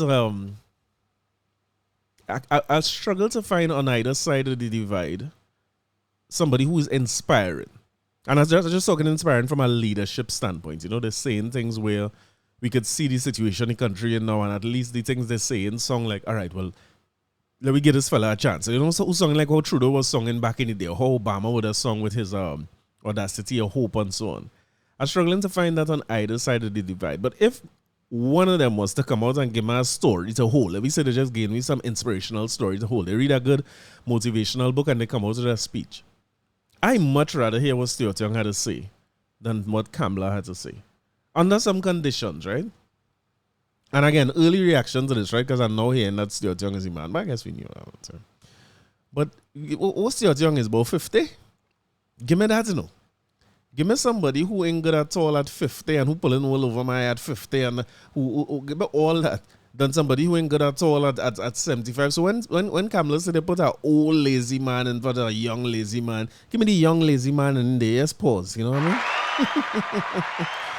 I'm a little tired of the Rowleys and them and their ideas and Kamala and them and their ideas. I hope that with Stuart Young there. Well, Fitzgerald look like he pack up, right? It looked like his sandwiches for Fitzgerald. Colm still smiling big like if he knows something we don't know. I hope that is it for Colm. I want to tell a lot of people thank you for the service, you know. I find this is a good transition as we head towards 2025. Well, we're in 2025 now. And it's a good little time for we to be able to watch people and say, you know, thanks for your service. It was so good having you here. Love you, bye. You know what I mean? I just hope it have a lot of love you, bye coming. And I hope that whoever Kamala call or, you know, she went straight into campaign mode, attack Rowley. I show within the next few days we hear attacking Stuart Young and thing, which is expected. But in the midst, they attack yourself too now. Attack yourself to make her wrongs. It will be good for Kamala and Rowley. Now is the time to get legacy behind to all. You go write a book, make her wrongs, you know what I mean? Rowley say, I'm a husband. You know what I see Rowley do? In a earlier clip they played from some years ago, when he was announcing kind of like there's the end of my life as a politician. He was on the political campaign, right? And he basically saying, it's time for me. He said, I have things to do and people to see. And like then he remember he have a wife. And hug up your wife real quick. Because the people here to see and she. But then I'm like, go and see some people now and go someplace and do some things. Carry them. Let me make a list of them. Munilal, Gopi Singh. Anytime you name a 3-syllable and them kind of thing, only head out. Pack up. Let this be a time you want people with 1 syllable, just young. You know what I mean? Only find some people who over on that side who could come in. Let Saddam and them do a thing, you know what I mean? Put Saddam in charge. Let me give you some names. Saddam Hussein, Barry Padarat, only find Michaela Pandey, anybody under 50, I don't care. Find them youths on them and only have a chance to go and vote again. It's so hard when your only options to go and vote for is PNM and UNC. Only we have a 9 months. Find people now. Find people and put. And you know, even as I say that, it has been so difficult because some of the people who they put are sure Kizel under 50. And Philip Alexander might be one of the kind of people, but oh God, but like the young people, I know what it is. What's the real solution? The solution is green card. What it is we have to do? We have to leave. This is the only options we have. But having said all that, congratulations to Energy Minister Stuart Young, heading Prime Minister in waiting. They have this thing, a dummy prime minister, a dumb waiter prime minister. I don't think I saw a good article talking about that. You know, that US system is such a strange one to me where Trump win the election in October, November, or wherever he win it. And a man has just remained president until January 20th. I find that is one of the worst policy I ever hear. And like he just taking that time to pardon his son, pardon rappers, everybody getting out. I think Biden free cartel, you know what I mean? It's just... You do whatever you want in that little space of time you have. But anyway, Energy Minister Stuart Young will replace Dr. Rowley as Prime Minister when the latter demits office. Rowley made the announcements on January 6th at the close of the government's parliamentary retreat at Magdalena Grand Beach Resort and Golf Club in Lowlands, Tobago. Okay, so it's parliamentary retreat, right? That's the word they're looking for, not PNM convention. So parliamentary retreat is official government business. I apologize. January 6th, do you remember that date? Coincidental that she'll hand over on that day. Rowley claimed Young had the majority of supporters. Planning and Development Minister Penelope Beckles Robinson was also said to have been considered or to have been considering throwing her hat into the ring for the position. I could say something about Penelope Beckles-Robinson for a minute before I move on. I know this is about Stuart Young, right? I want to say that I respect her work ethic a lot from a few standpoints. I know part of politics is window dressing and you had to look good and them kind of thing, right? But on either side of the bench, in terms of their presence on the ground, their presence at official places, wherever they need to be, and their social media representation of that. I'm not saying that everybody there to work hard and all of them to be on the ground, right? But these two people, you see Saddam Hussein and Penelope Beckles-Robinson, whoever doing their social media for them, they own. I'm saying not to say I'm looking for somebody to do social media for me, so maybe I had to make some deals. I don't find who doing Saddam social media. I'm looking for somebody to handle mine. But whoever doing it for them, they're really good. And they can't create what not there, right? So it shows that the both MPs are on the ground and, doing the work. But I suppose a part of it is Penelope. I mean, how much hope you could really sell if he is Biden age, Young, anyway, Planning Development Minister Penelope Roberts, was also said to have been considering throwing her hat into the ring for the position. Young, an attorney and senior counsel. He's been MP for Port of Spain, North St. Anne's West since 2015. He's the Minister of Energy, a minister in the Office of the Prime Minister, and a former minister in the Ministry of the Attorney General and Legal Affairs. He has been appointed to act as Prime Minister and Attorney General on several occasions. He got a good little, that way you call succession planning. The man make a whole wrong robin inside the parliament and all them things before they hand it down to him. Good succession planning if you ask me. Rowley announced at a news conference on January 3rd that he stepped down and so, you know all that already. So congratulations to Minister Young. Our expectations are very, very high. The first thing I see circulating is where a man asks him a question and he stoops. I want to salute Maurice Burke. Thank you, sir. Just before I start to record, I posted on social media and I was like, great start. Maurice was like, son, you need to double check your sources. That is old. That is a year ago. I appreciated that because I was going to talk buku garbage here about him being the first thing he do is troops, and it's not true. So I'm glad to find out that was a year ago. I'm sure he learned from that mistake and he's going to greet the country with, he's going to open with inspiration and hope, I hope. And I mean, with a name like Young and at your age, I think you would have a different philosophy and policy. I think it would be important to not make the mistakes Kamala Harris make. I think you have to distance yourself from Keith Rowley and his policies and his attitude and all the different things that it's almost like you had to embrace all the good things that Rowley brought to the table and say, hey, I was wrong for that. And then when it comes to the bad things that people didn't like, say, hey, I was always against that. I'm a new man in charge. And part of being that new man in charge is to get rid of Colm, Mervyn, Augustus, Imbert, Fitzgerald, Ethelbert, Mervyn, Augustus, Hines. Pack up people. Start to pack up people. I was telling a partner of mine, right, that if I am, let me say Rowley had called me and put me in charge. Coincidentally, I see a woman on the beach. Rowley going to take a little sea bath. Now, I want you to think of this, right? All the week or two before you go on vacation, you done working. It's worse when you resign at work. I have some partners every minute have them men taking a new work. When you taking a new job, right? The week before, the month before, you done work, you're not doing nothing. Your mind done check out and gone to the new job already. As an employer, I will tell you too. When you come and resign and tell me you gone, after that, I ain't expecting much from you. I'll then focus on your replacement and what I need to do to keep this ship running when you go on. I wish you the best, right? I saying that to say, Rowley and Storby, it look like a woman that making it. Look on the beach, the man that bareback. Rowley boy, go and enjoy your life. Yes, go and take sea bath, soak your old bones, play your golf. You do whatever you feel to do. You do good service and don't let nobody do. And I mean, he ain't studying nobody anyhow. Don't let nobody be no detracted to you. Now, rollers, you go and enjoy your retirement. But while he in this seat there, he ain't doing nothing. So that woman said, look on the beach, Rowley. And here she know, you should have put me as Prime Minister. But I saying, if you had put me as Prime Minister, my first address to the nation would be with regard to the state of emergency. And I'm going to talk a little bit about that, right? And I'm outlining a clear plan. I only know the reason for it already. I'm outlining a clear plan and leading us into the debate that will get us past the 15th if we need more days of state of emergency. My second order of business is cabinet reshuffle. Men got to go. I am putting my people in place. remember that when Patrick Manning was replaced, when Rowley came in, he bring his own people in, including Stuart Young, and these fellas started to make moves one time. You had to bring the people who supporting you, and the party politics is a nasty game, but it is what it is, and you had to bring people who you're sure on your side. By day 3, I am calling an election immediately. One time.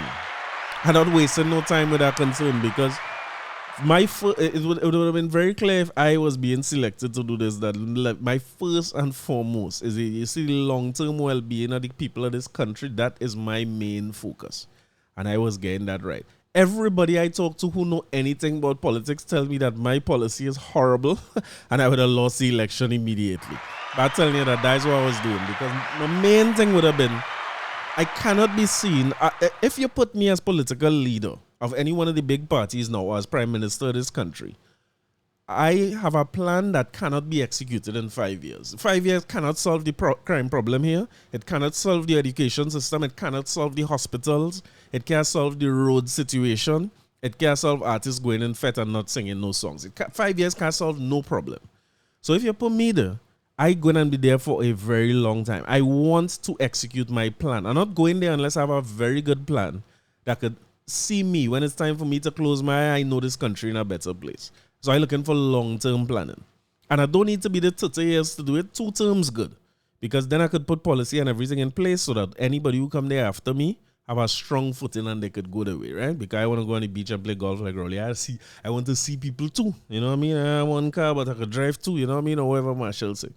So my first order of business would have been to set the tone for what it is my period of leadership going to look like and where I want the country to end up by the time I step out of this place, right? However I end up stepping out. And that is just basically strategic planning, right? So I'm just basically saying where we are now, where we want to be, and what's the policies and strategies I want to put in place to get there. But I cannot achieve that if I'm seen as Rowley underling. If I'm seen as a man who just get Rowley blessing. In other words, what's your name again? Kamala Prasad Harris in the States, right? They ask her what she might do different from the Biden administration. And she says she can't think of anything she would do different. She lose the election the day she make that statement, if not before. Because the truth is, even while I in power, if I run in for election again and they ask me what I'm going to do different, you cannot just say nothing. They have things, no matter what decision you make. One thing business degrees is teach you, right? Is critical analysis. That's what you get when you do degrees, in business in particular, right? I never knew the other kind of degrees, so I only know business. And so when you see somebody at MBA, that person could do critical analysis well thought out things. When you see somebody at MBA, they have that. And really what it is really being able to assess a situation and come up with a plan. And when you assess the situation, you can put forward your advantages and disadvantages, or your upside and your downside, or your drawbacks. You understand what I mean? And that's what the critical analysis is. And in the face of the downside or the disadvantages, I could put things in place to mitigate the risk where they're concerned. When I put forward my new plan, I could also tell you, well, the upside to floating the dollar is this, the downside is this. What we could do about the downside? Be wary of people who come there and tell you things as if it had no downside. Every decision you make, if you build a new hospital, the money could have go towards a school. They always have a downside. They always have an opportunity cost, right? So when you have people who come in place to tell you, hey, this is what the plan going to be, I want to be able to communicate that very clearly, and days where we had to be. If I was in power already, even if I do great things, like I build a children's hospital, I build a stadium and I name it after the greatest cricketer who ever lived, I build new highway and I put new roads, so all those things have upside, but they have downside too. So they have an opposition who could say, oh, not forget the opposition. I have citizens who could say, boy, this was the worst because thing. Imagine I come to build a highway, you gonna tell me, put the highway between my leg. What the hell kind of respect is that? No matter what you do it, go have people who aren't happy with it. So even if you're running again as the incumbent, you still have to come forward and tell people, hey, this is what we'll do different. This thing, we had this plan, this didn't work well, we adjusted. You have to do that as normal. As a matter of fact, half the people listening to this who working now went to meetings like this week. You know what I mean? The beginning of the year is that time everybody just had the most hope in the world. And you're going to talk about your plans and what you're going to do different this year and this financially and whatsoever it might be, right? I feel like if as a young budding prime minister, if you put me in that place, I let you know, boss, the first thing I do it, I had to distance myself from the last administration. I have to show my new leadership, show new direction, show hope. I'm bringing in the best marketing people. You have a man named Al Rice and another fellow named Jack Trout, who came up with a whole marketing plan for Jamaica when it comes to tourism. And up to today, we struggle in the Caribbean for foreigners. When you see Yankees or Europeans and so on, when they talk about coming to the Caribbean, you still hear Jamaica name called first. And that's as a result of work that was done in the 70s. When they redo their strategic plan and do a marketing plan that position the Jamaican brand as a nice runaway and I get whatsoever it is. I go into them kind of people, because I need my version of the audacity of hope. What about the autocracy of young? You know what I mean? Autocracy, I don't know if you could do that. But find a slogan, find something that's inspiring, find your version of what is Vision 2020. Because I think, as funny as it might sound, right? Not just that the fact that Stuart Young is a younger fellow, and he have a lot of experience for somebody his age because he's acted several times, he's been around.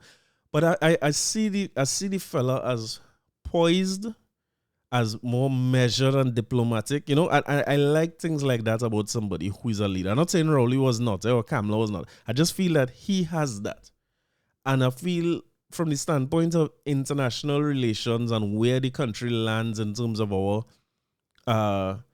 international image, in terms of how we address, in other words, somebody who in a crisis and thing. Once it no step by the stage and those types of like trip hazards and so on, I see him as somebody who could stand well if the country in a crisis or if in critical mode. Or imagine him being the prime minister during something like COVID. I don't think he would have come out and make any brash statements or do anything too off the cuff or too wild. He looked like a very, very measured young man who taking the advice of others, who speaks in a very measured tone. You don't hear him too vexed, you don't hear him too. You ever see Stuart Young laughing hard? I mean, he really does it with one Zami and thing, yeah? Before the Zami statement, right? You don't really hear him talking to and cussing, the rum shop style, and he not overly laid back where he don't say anything. I feel like if Rollers think that, he had that decade to think this thing through, but I feel like he picked a good success. I like the idea of Stuart Young being there.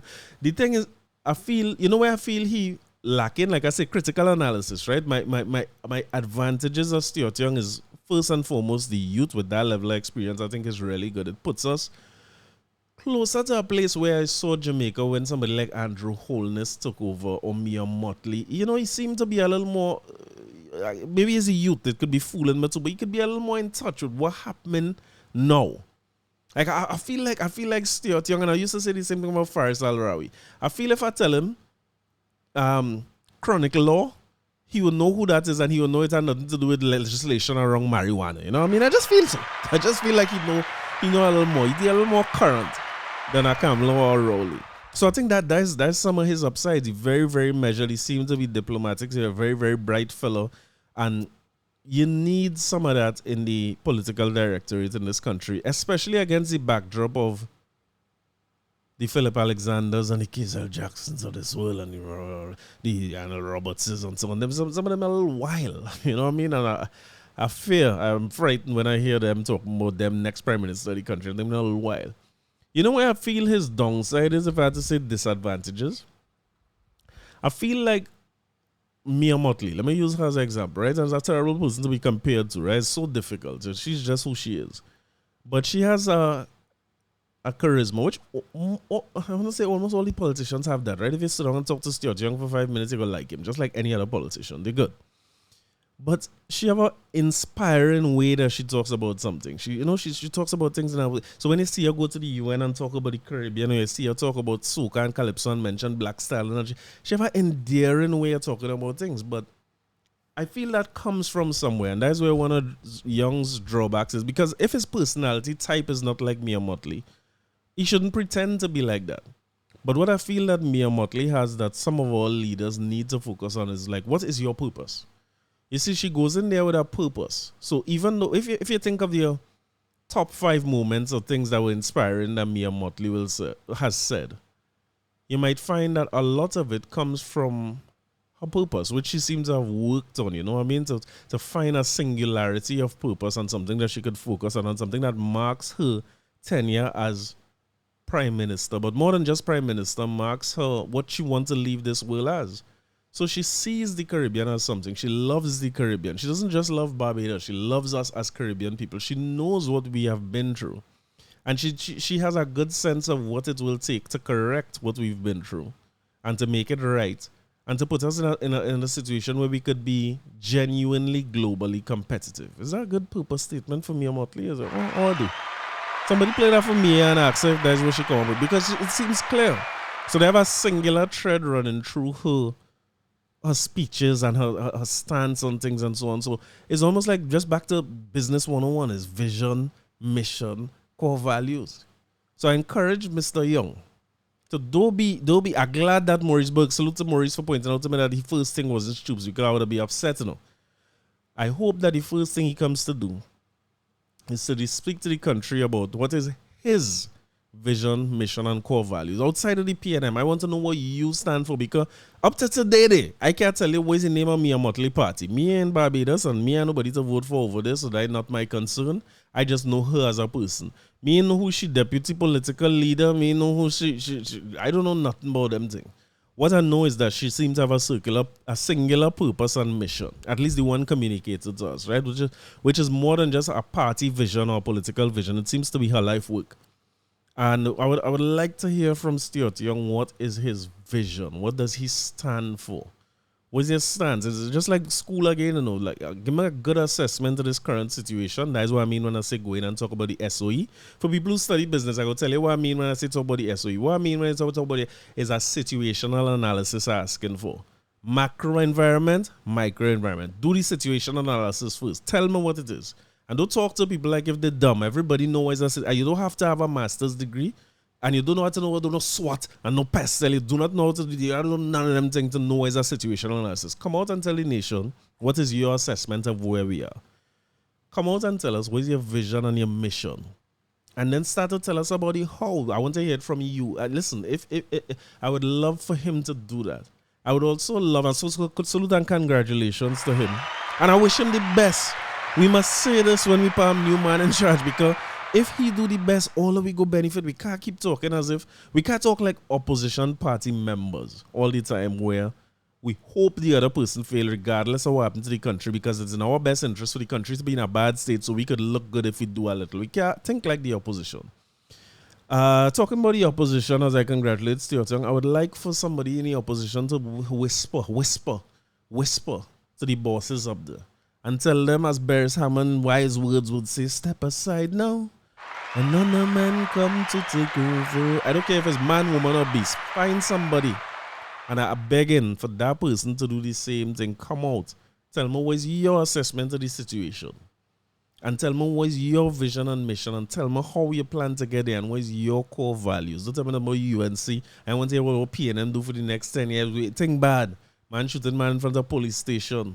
Prosecutor getting gun. They think bad. We know it bad. We want to see where people will go. What's all your plan for all this? And if them two sides have that, and then I could have from one of the younger people who would ever lead the PNM, if I'm not mistaken.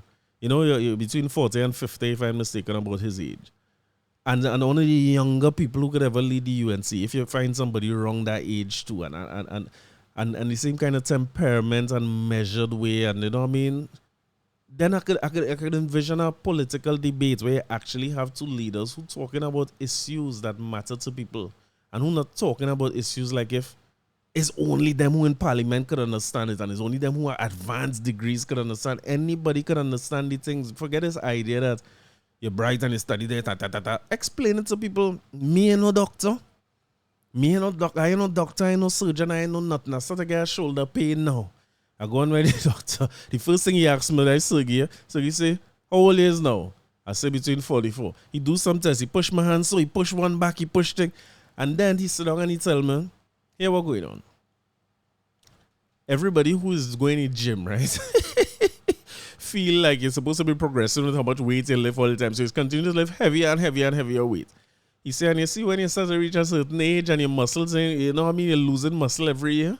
So you're lifting heavier weight while you're losing muscle. He said, and then the muscle start to swell and it's get injured and all that thing. And he said, you see the space between your shoulder joint, that ain't built for heavy weight. This time Sergey in the same gym with me, yeah? So he fully well see him. I shouldn't be lifting them so they're heavyweight. And he said it's our thing called a shoulder impingement. He said what has happened is the muscle, he said the muscle between like your hip bone there and where your foot coming down by your leg and on top of your thigh. He said that's a big joint. So when you're doing squats there, it could hold plenty weight. He said it's the same kind of joint up by your shoulder. And he said that joint is so big. And you're getting a hole. And he said the space now between that ball joint and the top of your shoulder, he said it's small. He told me it's a 3 type of shoulder people. He said it's a one person whose shoulder parallel to the ball joint, right? It's running same size. And next one with the man's shoulder bone going straight across on the ball joint, so it has plenty space. And he said that next one with the space actually getting smaller. He said you is type 2, you in the middle, your thing parallel. Part of my perfection. But he said when it parallel, so the muscle and no space to expand. So when it gets swollen, it continues to pain because they have nowhere to go. It's an impingement. And I say, wow, I didn't know that at all. No, me had to do no medical degree to do that. And I'm sure that the version of the description he given me is not what his teacher tell him in medical school. He can impart to me in 2 minutes what he know about shoulder impingement and why when you're old like hell and your ego bigger than your muscles, you have problems. But he could certainly talk to me like as a human being and say, well, all right, you understand this? Any questions? You could.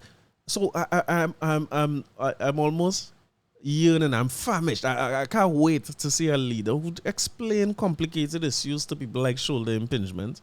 I'm not saying that everybody gonna go through the who teach me management and these kind of thing again. Who Adai Clark, I can't remember the woman name. I can't remember the subject nor the person name. But to talk to us like it's real people. To talk to us like if everything is not a political agenda and everything is not about the UNC or the PNM, to talk just to speak to us and speak with us rather than speaking at us. So congratulations to Stuart Young. Congratulations to the UNC in advance for putting somebody new there. And as I look at this, right? We congratulating people. And I want to congratulate a young fella by the name of Joshua Regrello. Because I wasn't paying attention to nothing what was going on in Trinidad. But me and my sister Stacy, while we out there, we properly well enjoy following Joshua Regrello playing pan for 31 hours. Salute to him. New world record for playing pan for the longest time. I want to tell you something, right? I would have been vexed from hour 2. If I had to do that for 2 hours, anything I had to do for 2 hours, I used to be trying to record this podcast. And when it's time to start, I was like, oh God, boy, wait till to talk about it. I feel now I started to get myself in a gear to be able to talk. When I started to watch the clock now, I was so good. Now, but I had to finish before. I can't imagine playing that for 31 hours. What even more impressive is so similar to what I say about Nicole Dyer-Griffith.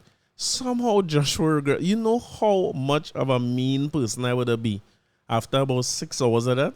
Number one, my shirt would have been off. Number 2, don't talk to me, don't tell me nothing. I vex with the world. Everything getting me annoyed at that point in time. When they put on the next song, I've done kick down that laptop. I vex with the judges. I don't know, not just the energy that Joshua Regrello had to do that, right? But how he managed to remain so pleasant. He's smiling and vibing, and thanks to all the artists who, I mean, the good bad talking Mike Man and them, and the Mike Man and them was really, I mean, it's not the best, you know what I mean? But it's just to have somebody there with your hype, and he needed that, you know, he needed somebody to hype him up. I was so glad to see so many people stand up with him and stand up beside him, you know what I mean, while he was able to accomplish that. And I don't know. My mother, I think she's tell me, right? Not always used to tell me, but I think she started to realize that somewhere along the line, she make her son who start to get impatient with life. You know what I mean? When things ain't going my way, I start to say, boy, listen, I think, and this taking real long and that. I don't know why. I know when I end up so, you know. But I used to talk to her about them things, and she starts saying divine timing, right? She started telling me this thing, boy, it's in divine timing. When I'm trying to build a house, I tell you, when I was building a house, I thought at one point in time, I say, you know, all I go have in this life. I always, as a young fella, used to watch houses, right? When people build a house. And I used to watch a house at the corner, I think it's Brunton Road and Patna Street. I don't know the street name in St. James. I don't know street names nowhere. But I always used to watch this house unfinished.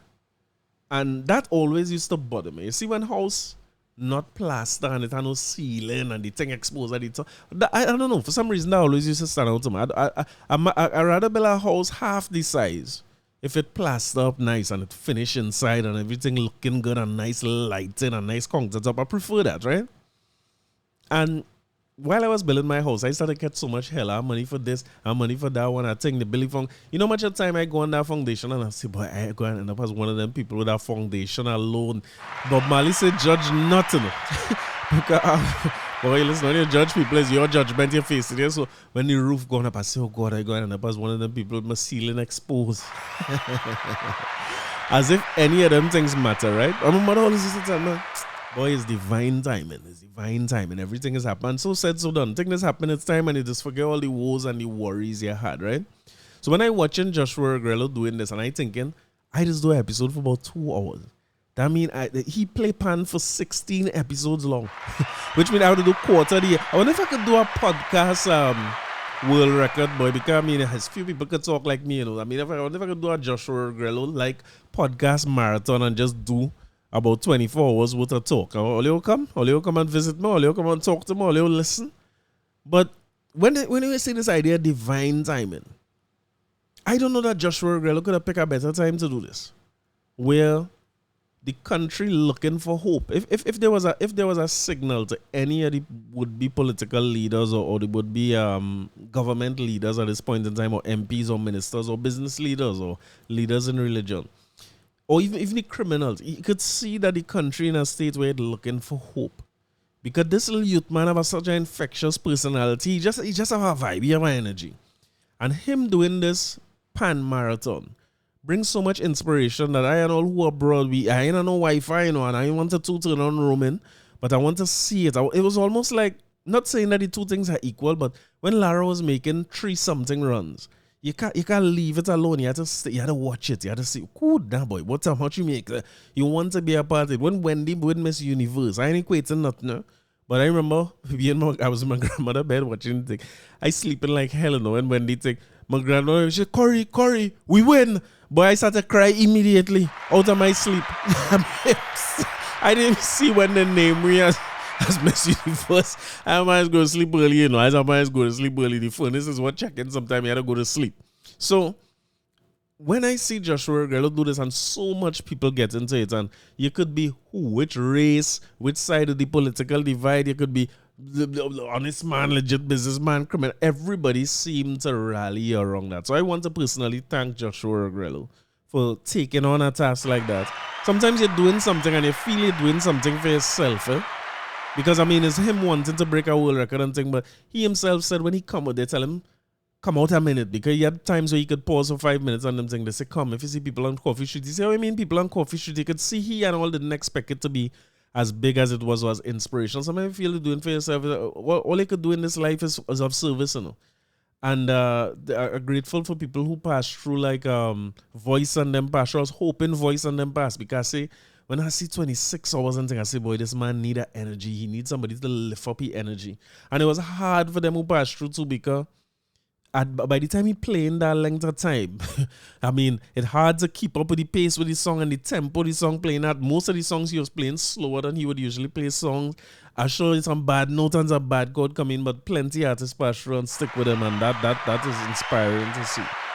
And him pursuing that, when he pursued that, had to be divine timing, just to remind us of how great this country is. And when you're talking about divine timing, this is also divine timing.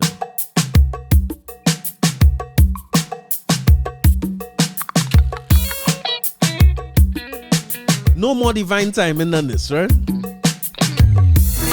My son was a good boy, words of a mother. As he's laying down on the asphalt, bleeding out on the corner, she's calling on Jesus' name, asking why did they kill him. My son was a gentle soul, he He never do nobody nothing, then a man shout, woman. The sun went on a banging in a stolen vehicle. While you feel the next team swing back, the boy killed 3 people. Speeding off at the scene he went on. A little girl get bounced down. Yet still she saying heads have to roll for the ones who take she's on the soul. Mama good son, no get gunned down. Yeah. Mama good son, no get gunned down. Listen, if you're hearing this for the first time or you listen properly, the name of the artist is Squeezy Ranking. You know him if you even feel you don't know him. Squeezy Ranking been around for a long time. He sing dancehall, he sing soca, he sing reggae, he sing gangster thing, he sing good thing, he sing uplifting thing. Squeezy Ranking has a song. You see him in town, in Trinity Mall, wherever, selling his CDs on them. Listen, if you see Squeezy today, buy something off him because this song is divine timing. I want you to listen to the lyrics carefully and what is he saying, right? The state of the country right now and where we are. How a man could come up with this and release this in a time like this with words that's so potent and that everybody could relate to in a different way could only be divine timing.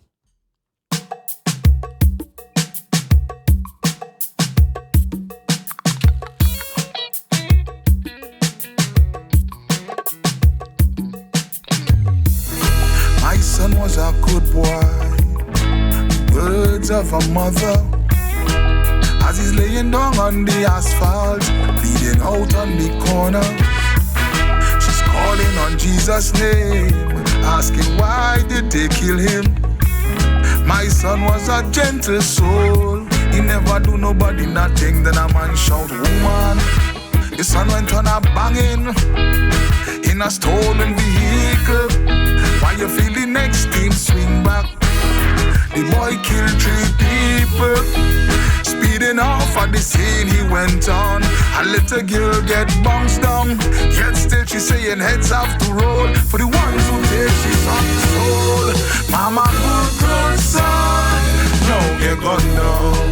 Yeah. Mama good son, no get gunned down. I know she crying out for justice, for she son who was a killer. Justice. A little notorious gangster. Justice. This boy was killing people. They used to call him Dr. Evil. Justice. For the real headbanger. Justice. For the #1 shotter. Justice. They say when he ride he never stick. They used to call him the Trinity John Wick. Mama good son, no get gunned down. Hey. Mama good son, no get gunned down. Hey, as she holds her son lifeless body, crying out in pain. I hear a lady in the background shouting, woman you ain't have no shame. I the same boy we used to cuss you, treat you like a dog and hit you. Now you're here with tears in your eyes, crying for this ungrateful child. He was a pest in the community. He used to advantage everybody. He used to glad when mountain come. Why? He want to tax all people the money. He beat up his child mother, shoot behind the big brother. The way you're feeling, now you know how much other people he make feel. So mama good son, no get gunned down. Hey, mama good son, no get gunned down. I know she crying out for justice, for the community terrorists. Justice. #1 extortionist. Justice. And if nobody in, pay him no tax. He kidnapped the family and burn down their business. Justice. For somebody so evil. Justice. Oh, you said distress people. Justice. But all you seeing is the hole in the face, not the loaded barretta anyways. And mama good son, mama good son, mama good son, no get gunned down. Hey. He had a mind full of bitterness, he had a heart full of hate. But now you crying out your liver string, like this boy was a saint. We do expect you to smile and be happy. After all, you see mother. But how much other mother sons your son bury? Now you're seeing ways karma. You never used to show no concern when they tell you the boy out of control. You even act like you never know. The last child mother is 14 years old. When everybody complaining, you say they envy and jealous him. You didn't want to talk to him since he's small. No, nobody don't want to hear you as you call mama good son. No, get gunned down. Hey, mama good son. No, get gunned down. I know she crying out for justice to the people on the corner. Justice. All over social media. Justice. You see the man and them who kill your son. You wish the police could gun all of them down. Justice for a real pedophile. Justice. Who victimize people, little girl child. Justice. So don't vex, now you're trying to mourn. And everybody happy that the big pest gone. Mama good son. Mama good son. Mama good son. No get gunned down. My son was a good boy. The words of a mother.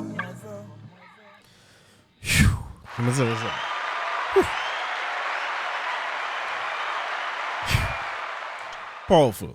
And if you have a word to describe Squeezy, powerful is the word. Almost no matter what topic he's singing on. If you ever see Squeezy Ranking face, if he had to talk and make a point, he's an intense guy. But that is an intense song.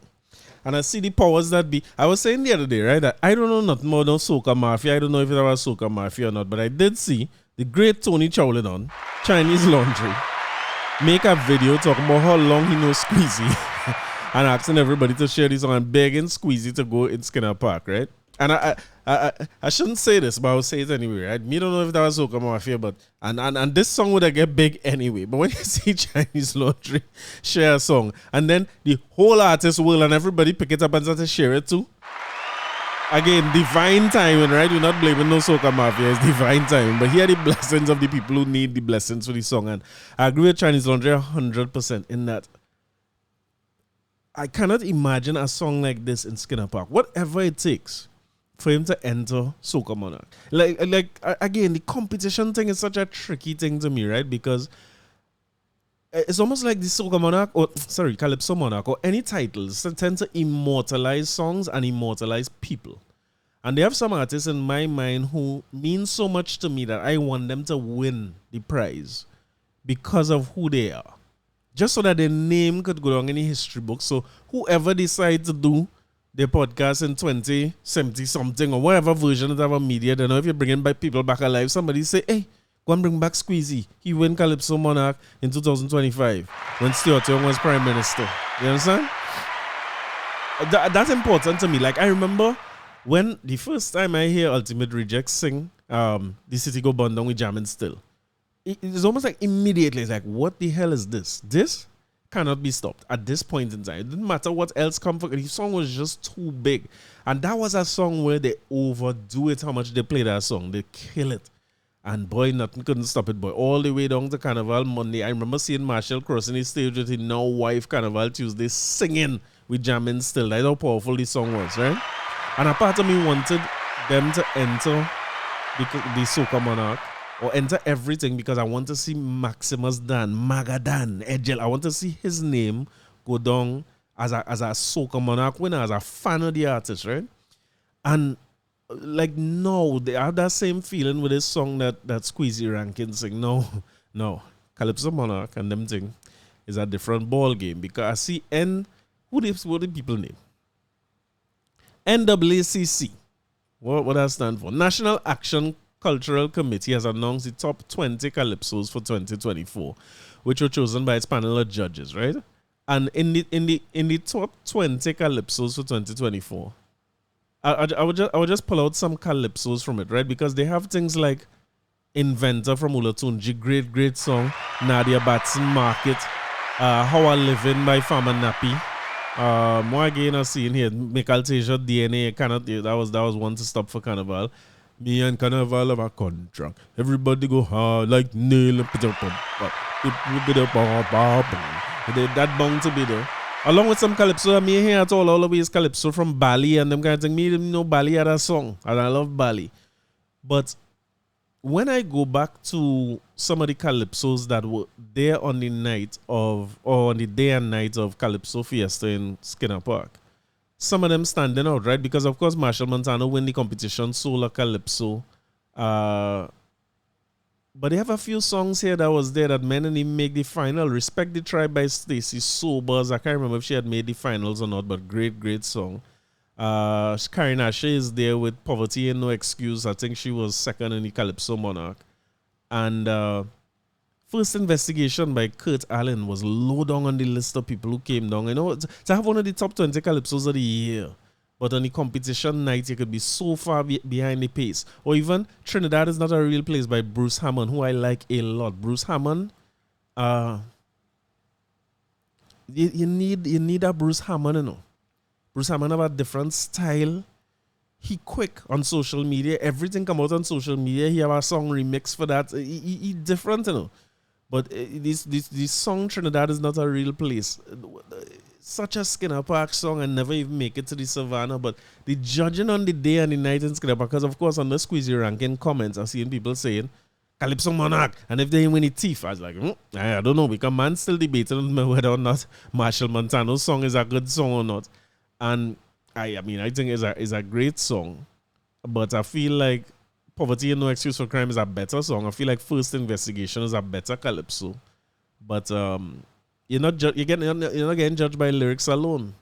It's on delivery and performance, and I don't know if anybody could have scored more performance points on Marshall on the night for sure, in terms of presentation. And on music and delivery, where I felt like Marshall will lose point because Marshall is the backing track champion of the world. I've been here many times. I had to eat back my words. I used to say Marshall can't sing again. But Calypso Monarch had no backing track, and Marshall sing and deliver every line he sang. No, he was solid from beginning to end. The man deserve the Calypso Monarch. The question is, can Squeezy do that?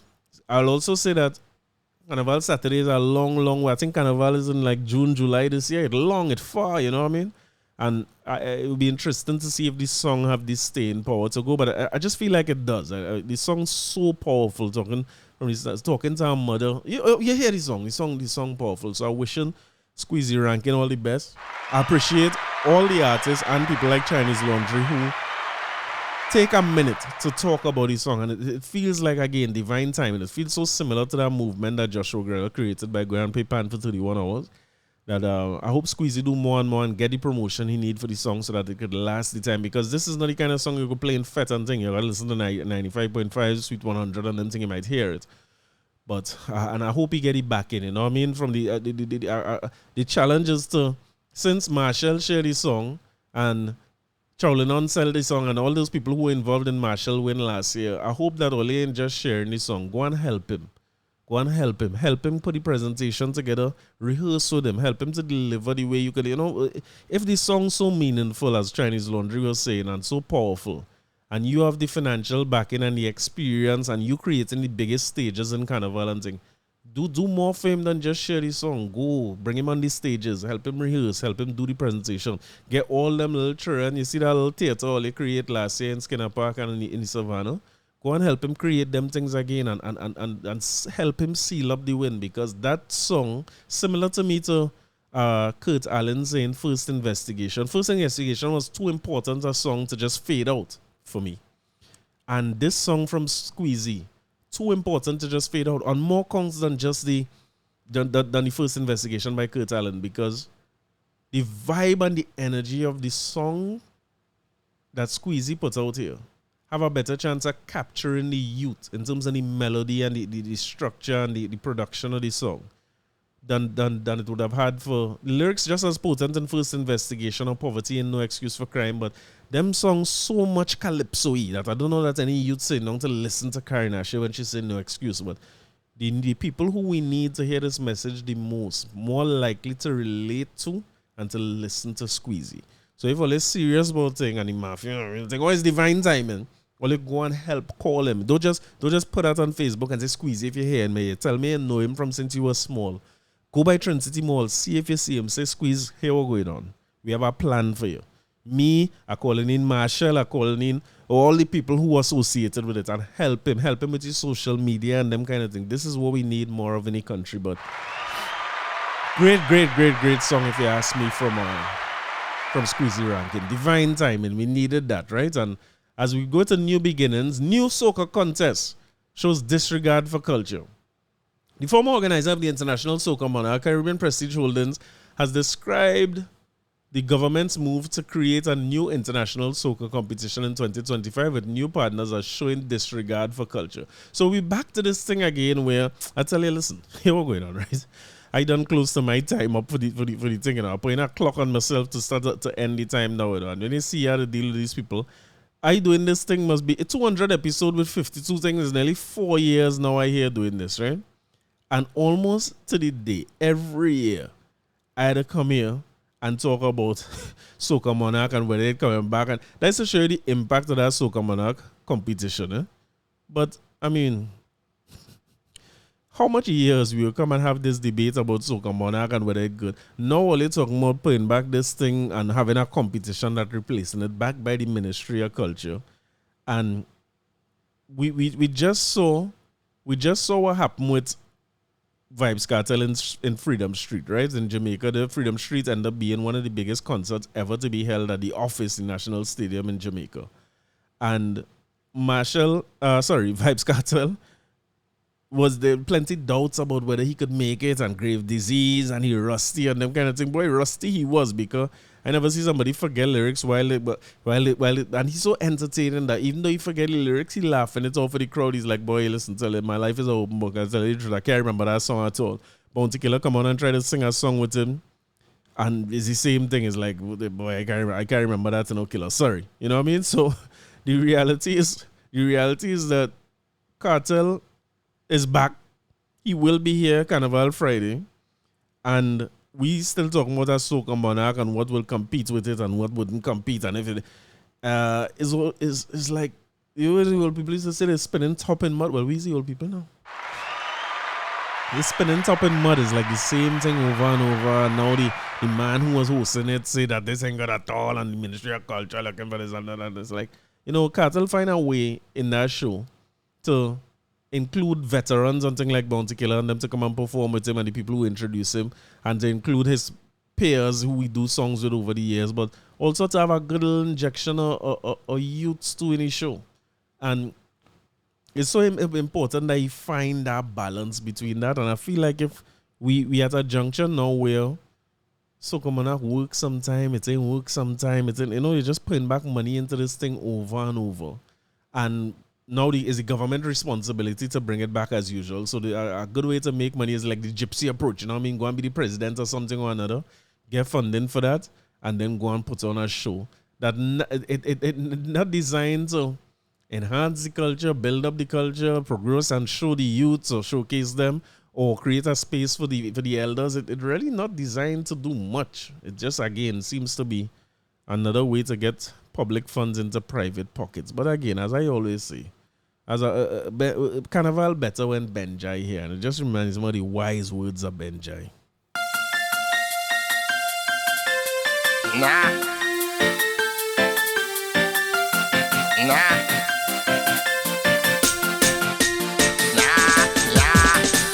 I'm fed up of the same thing over and over.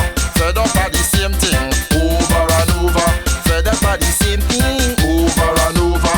Fed up of the same thing over and over. Over and over. Over and over. Over and over. Over and over. Over and over. Over and over. Yeah. I went to take a push back before I write the song. Cause every time I record like something going wrong. It's either I'm on too late or computer shut down. But every year I hear in the same repetition. I fed up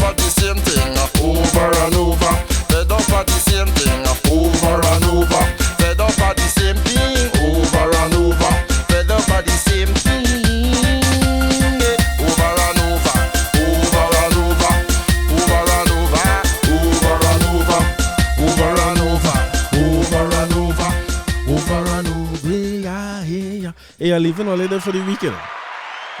Once we in a Benjai kind of mood, I have a few Benjai to leave all with and we out for the week. Too much thing to talk about. I feel like I ain't recorded so long that the list too long to go on. Big things happen in the country, so we had to focus on them things, right? But we had to circle back to the Soca Warriors and how they do. We had to focus back. I had to see some of the things that we plan to talk about certified Samson and how great it is that you're looking at expansion of the islands. But, we go link back up. If you show one thing, you could get this podcast over and over.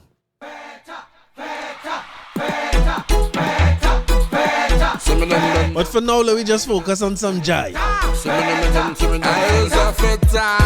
Leave me when I'm whining. I'm not going home. No way. I go stay. Let me stay. Cause I is a feta. I is a feta. And I have some policies about Carnival now. I try my best not to be fetting in January. You see a 2-salary Carnival, it could mash up the next 10 months of the year, Cause I am a feta. I'm swanky now. I is a feta. So I is the first to come, the last to leave. The whole party belong to me. Belong to me. Na-na-na. Tell them the vibes get done when I around. The fete now start. Carnival is me. Carnival is me.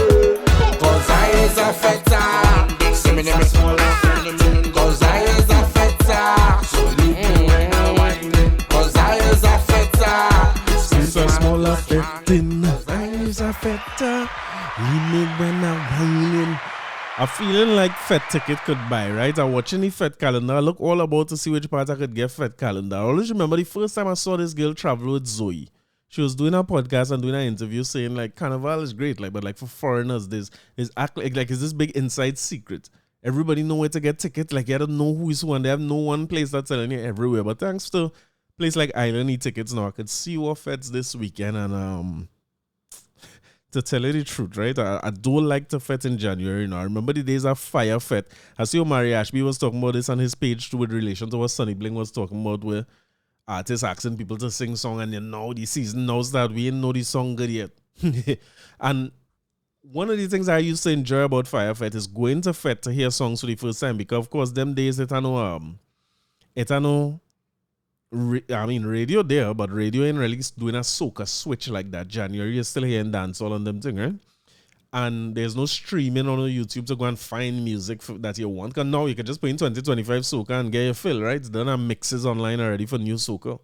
But back then, you're depending on Fetes a lot to get the music right. You know what I mean? So when you go Fire Fete or some of the earlier Fetes in the season, Soca and Mocha would be one, you're getting to hear music for the first time. And artists used to build a song. Like I always remember seeing artists on stage with song in the beginning of the season and watching them like, all right, I know if Traffic have it this year. And then by the time customs and them thing come down in the last day, you're sweating when them song come on, you know what I mean? I remember Super Blue doing it several times when man come out and say that the same song as last year, and then by the time man on the ground, I remember when I was saying and the people say, what nonsense is it? And then boy, man sweating Carnival Sunday in Fete. I will have them in a vice grip, you know what I mean? And when you look at the early Fetes in the season and artists not really building their songs. Artists depending more on social media to build their song, you know. But the first time I saw it was with Mr. Killer from Grenada, right? When he said pick up something.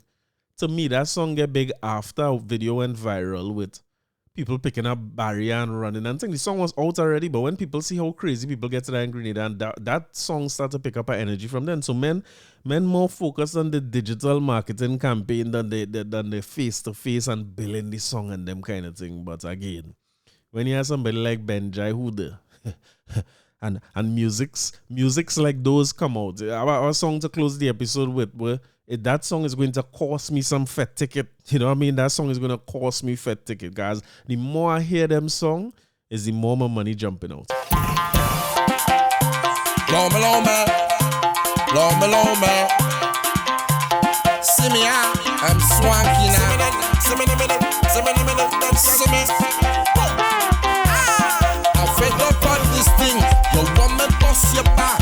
You want me ram your dance. You make me park so far. You telling me no hat. You tell me no slipper. You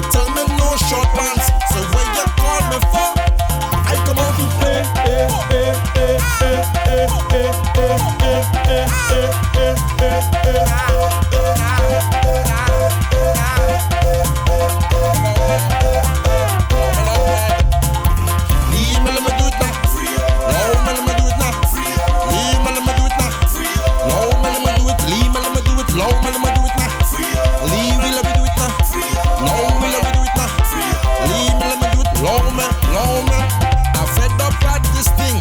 Yes, you Mr. Man. You in uniform, batter in your hand. Here is none, no court. Here is no station. Here it is a fete. I come out to play. This is the next one you can't forget to know.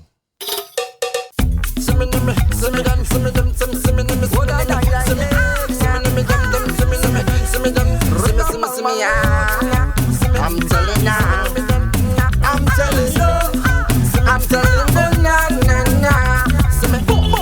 I party until it rain, I dressing up in my red, white and black. I don't care what nobody say. Every carnival I done day. Plus I know all artists and only mass bands. Them say I'm mad and I'm mad. I'm telling you where I'm from. I'm from Trinidad and Tobago. I's a Trini, Popo Trini. Cause they know what Trini does look. And they like how Trini does cook. And they like to hear Trini talk. And they like Trini woman walk.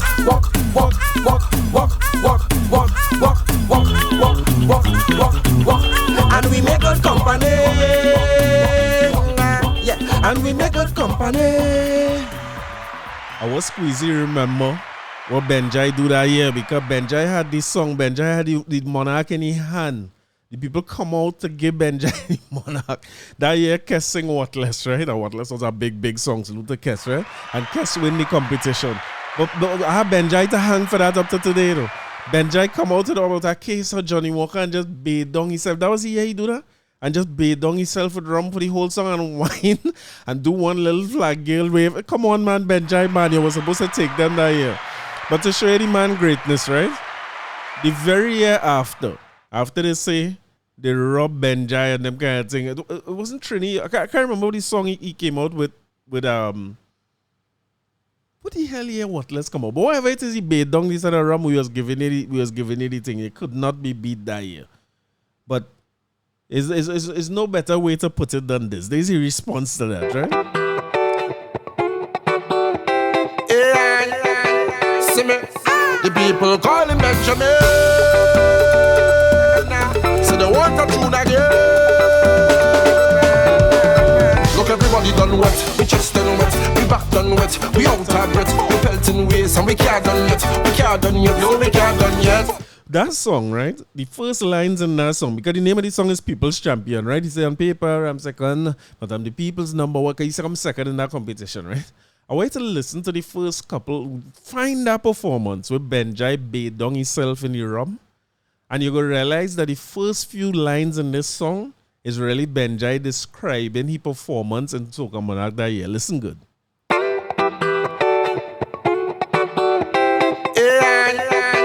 See me, the people call him Benjamin. So they want to tune again.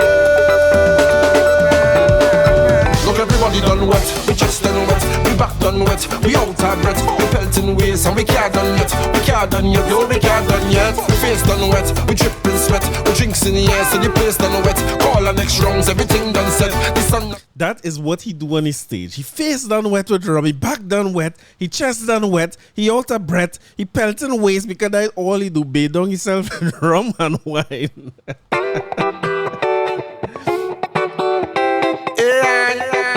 See me, the people call him Benjamin. So they want to tune again. Look, everybody done wet. We chest done wet. We back done wet. We out of breath. We pelting waist and we can't done yet. We can't done yet. No, we can't done yet. We face done wet. We dripping sweat. We drinks in the air, so the place done wet. Call our next rounds, everything done set. The sun not out, so we can't done yet. We can't done yet. They say Benjai not doing it again. I tell them that they will be calling out my name. They say on paper I'm second, but in their hearts I'm number one. The people's champion, the people's champion. So when people hear AI, no Benjai is there. All hands in the AI, all drinks in the sky. Cause the fans them love me, and they show that love when they see me. The people call him Benjamin.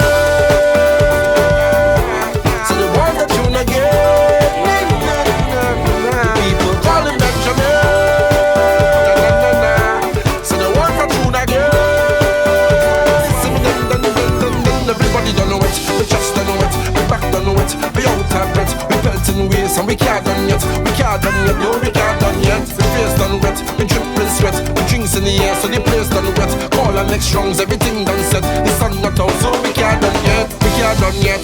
They say Benjai just don't have enough. I tell them that I only do this out of love. Cause I love my country bad. I represent for the soca hard. Every year for the carnival, Benjai on the scene. When people throw a party, so they don't have to study. Well, who is that somebody to come and back it up? Everybody know that it is my duty, and you just have to call me, and we go mash up the place. We give people them say, ah. The people call me Benjamin.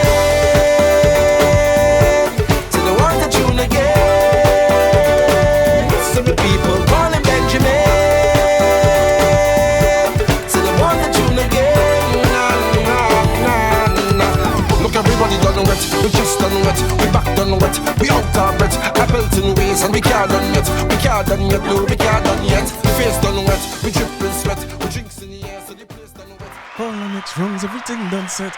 Yeah, it was nice at Trini where you do the wetting down yourself, but find it for me. If anybody find it, send it to me too. I can't remember what year it is he do that and bathe down himself in the room where he had him to hang in his stadium to win the Soca Monarch. Now I want to leave you with this song, right? This is a song that costing me a lot of Fet tickets because every time I hear it, I feel into Fet. Salute to Cocoa Tea, because Kes and that Cocoa Tea really have a sweetness, that very, very, very hard to match, right? That very hard to match. But you see this young youth, we talking about him since in the pandemic, where it was just he and a mic man and a vibe, right? And a energy. And I kept saying the chanting thing good, and he's very, very good at that. But I just wanted him to get songs, full song, what people could connect with and relate to. And then it could be forever music. Because if you notice, a lot of the way they point out music now, it's microwave. You know what I mean? It have a vibe, it have an energy. And then if you go around and you ask people, well, what young brother sing, many people can't really tell you what they sing, right? And people go outgrow the music. And he has himself outgrow that and go get left behind. But whoever handling this youth and this youth ambition, and boy, listen, he is an admirable fellow. This youth is a youth I look up to a lot. I don't like him right now because he costs him. I have no budget for Fet right now, but I feel this weekend I'm outside, and this is the reason, right? What are you doing? She said, Does that? she said, let me cater to you. I say cater to me. She said, just relax and let me get it in. No. She said, take it easy, I will do the work. You don't have to wind up yourself. You don't have to wind up yourself. Oh, she said, take it easy, I will do the work. You don't have to wind up yourself. You don't have to wind up yourself. Oh, and then she bubble and she bubble and she bubble and whine. Push back is the greatest bed over. Push back, roll your waist and bend over. Push back, oh Miss Lady, bubble and she bubble and she bubble and whine. Push back, give me the greatest bed over. Push back, you are the wickedest bed over. Push back, why? I wanna wine on your bumper. I know you like steam. I know you like vibes. I know you like speed. Clockwork, y'all bend down, touch your knee. Is a new wallpaper for my iPhone screen. She said, let me cater to you. I said, cater to me. She said, just relax and let me get it in. Yes, girl, I wanna get it in. She said, take it easy, I will do the work. You don't have to wind up yourself. You don't have to wind up yourself. Oh, she said, take it easy, I will do the work. You don't have to wind up yourself. You don't have to. The man says the greatest bend over. You know? Let me read something for you before I go now. Full Blown strikes gold with Big Link's rhythm. Local songwriting production duo Full Blown Entertainment, Kevon and Corey Hart. It must have a Corey in the mix. They've struck gold once again, with this time with a Big Link's rhythm. Featuring songs from themselves, Marshall Montano, Kes and Young Brother. It's safe to say they are in good spirits as they continue to dominate Trinidad's airwaves. Their catalogs include a long list of hits. For Montano alone, they wrote Fog, Like a Boss, Junction, Vibes Got Done, Epic, Bottle of Rum, Mr. Fet, Take It Slow, among others. They've also collaborated with artists such as Kes, with People, Fallin', Dirty Flex, Mental Day, Cohen Dubois, Too Real, Nessa Preppy, How the Thing Go, Voice, Cheers to Life. In addition to their extensive songwriting portfolio, Full Blown boasts 5 Soca Monarch titles and 1 road march victory. Wind up yourself. You don't have to wind up yourself. Oh, and then she bubble and she bubble and she bubble and whine. Push back.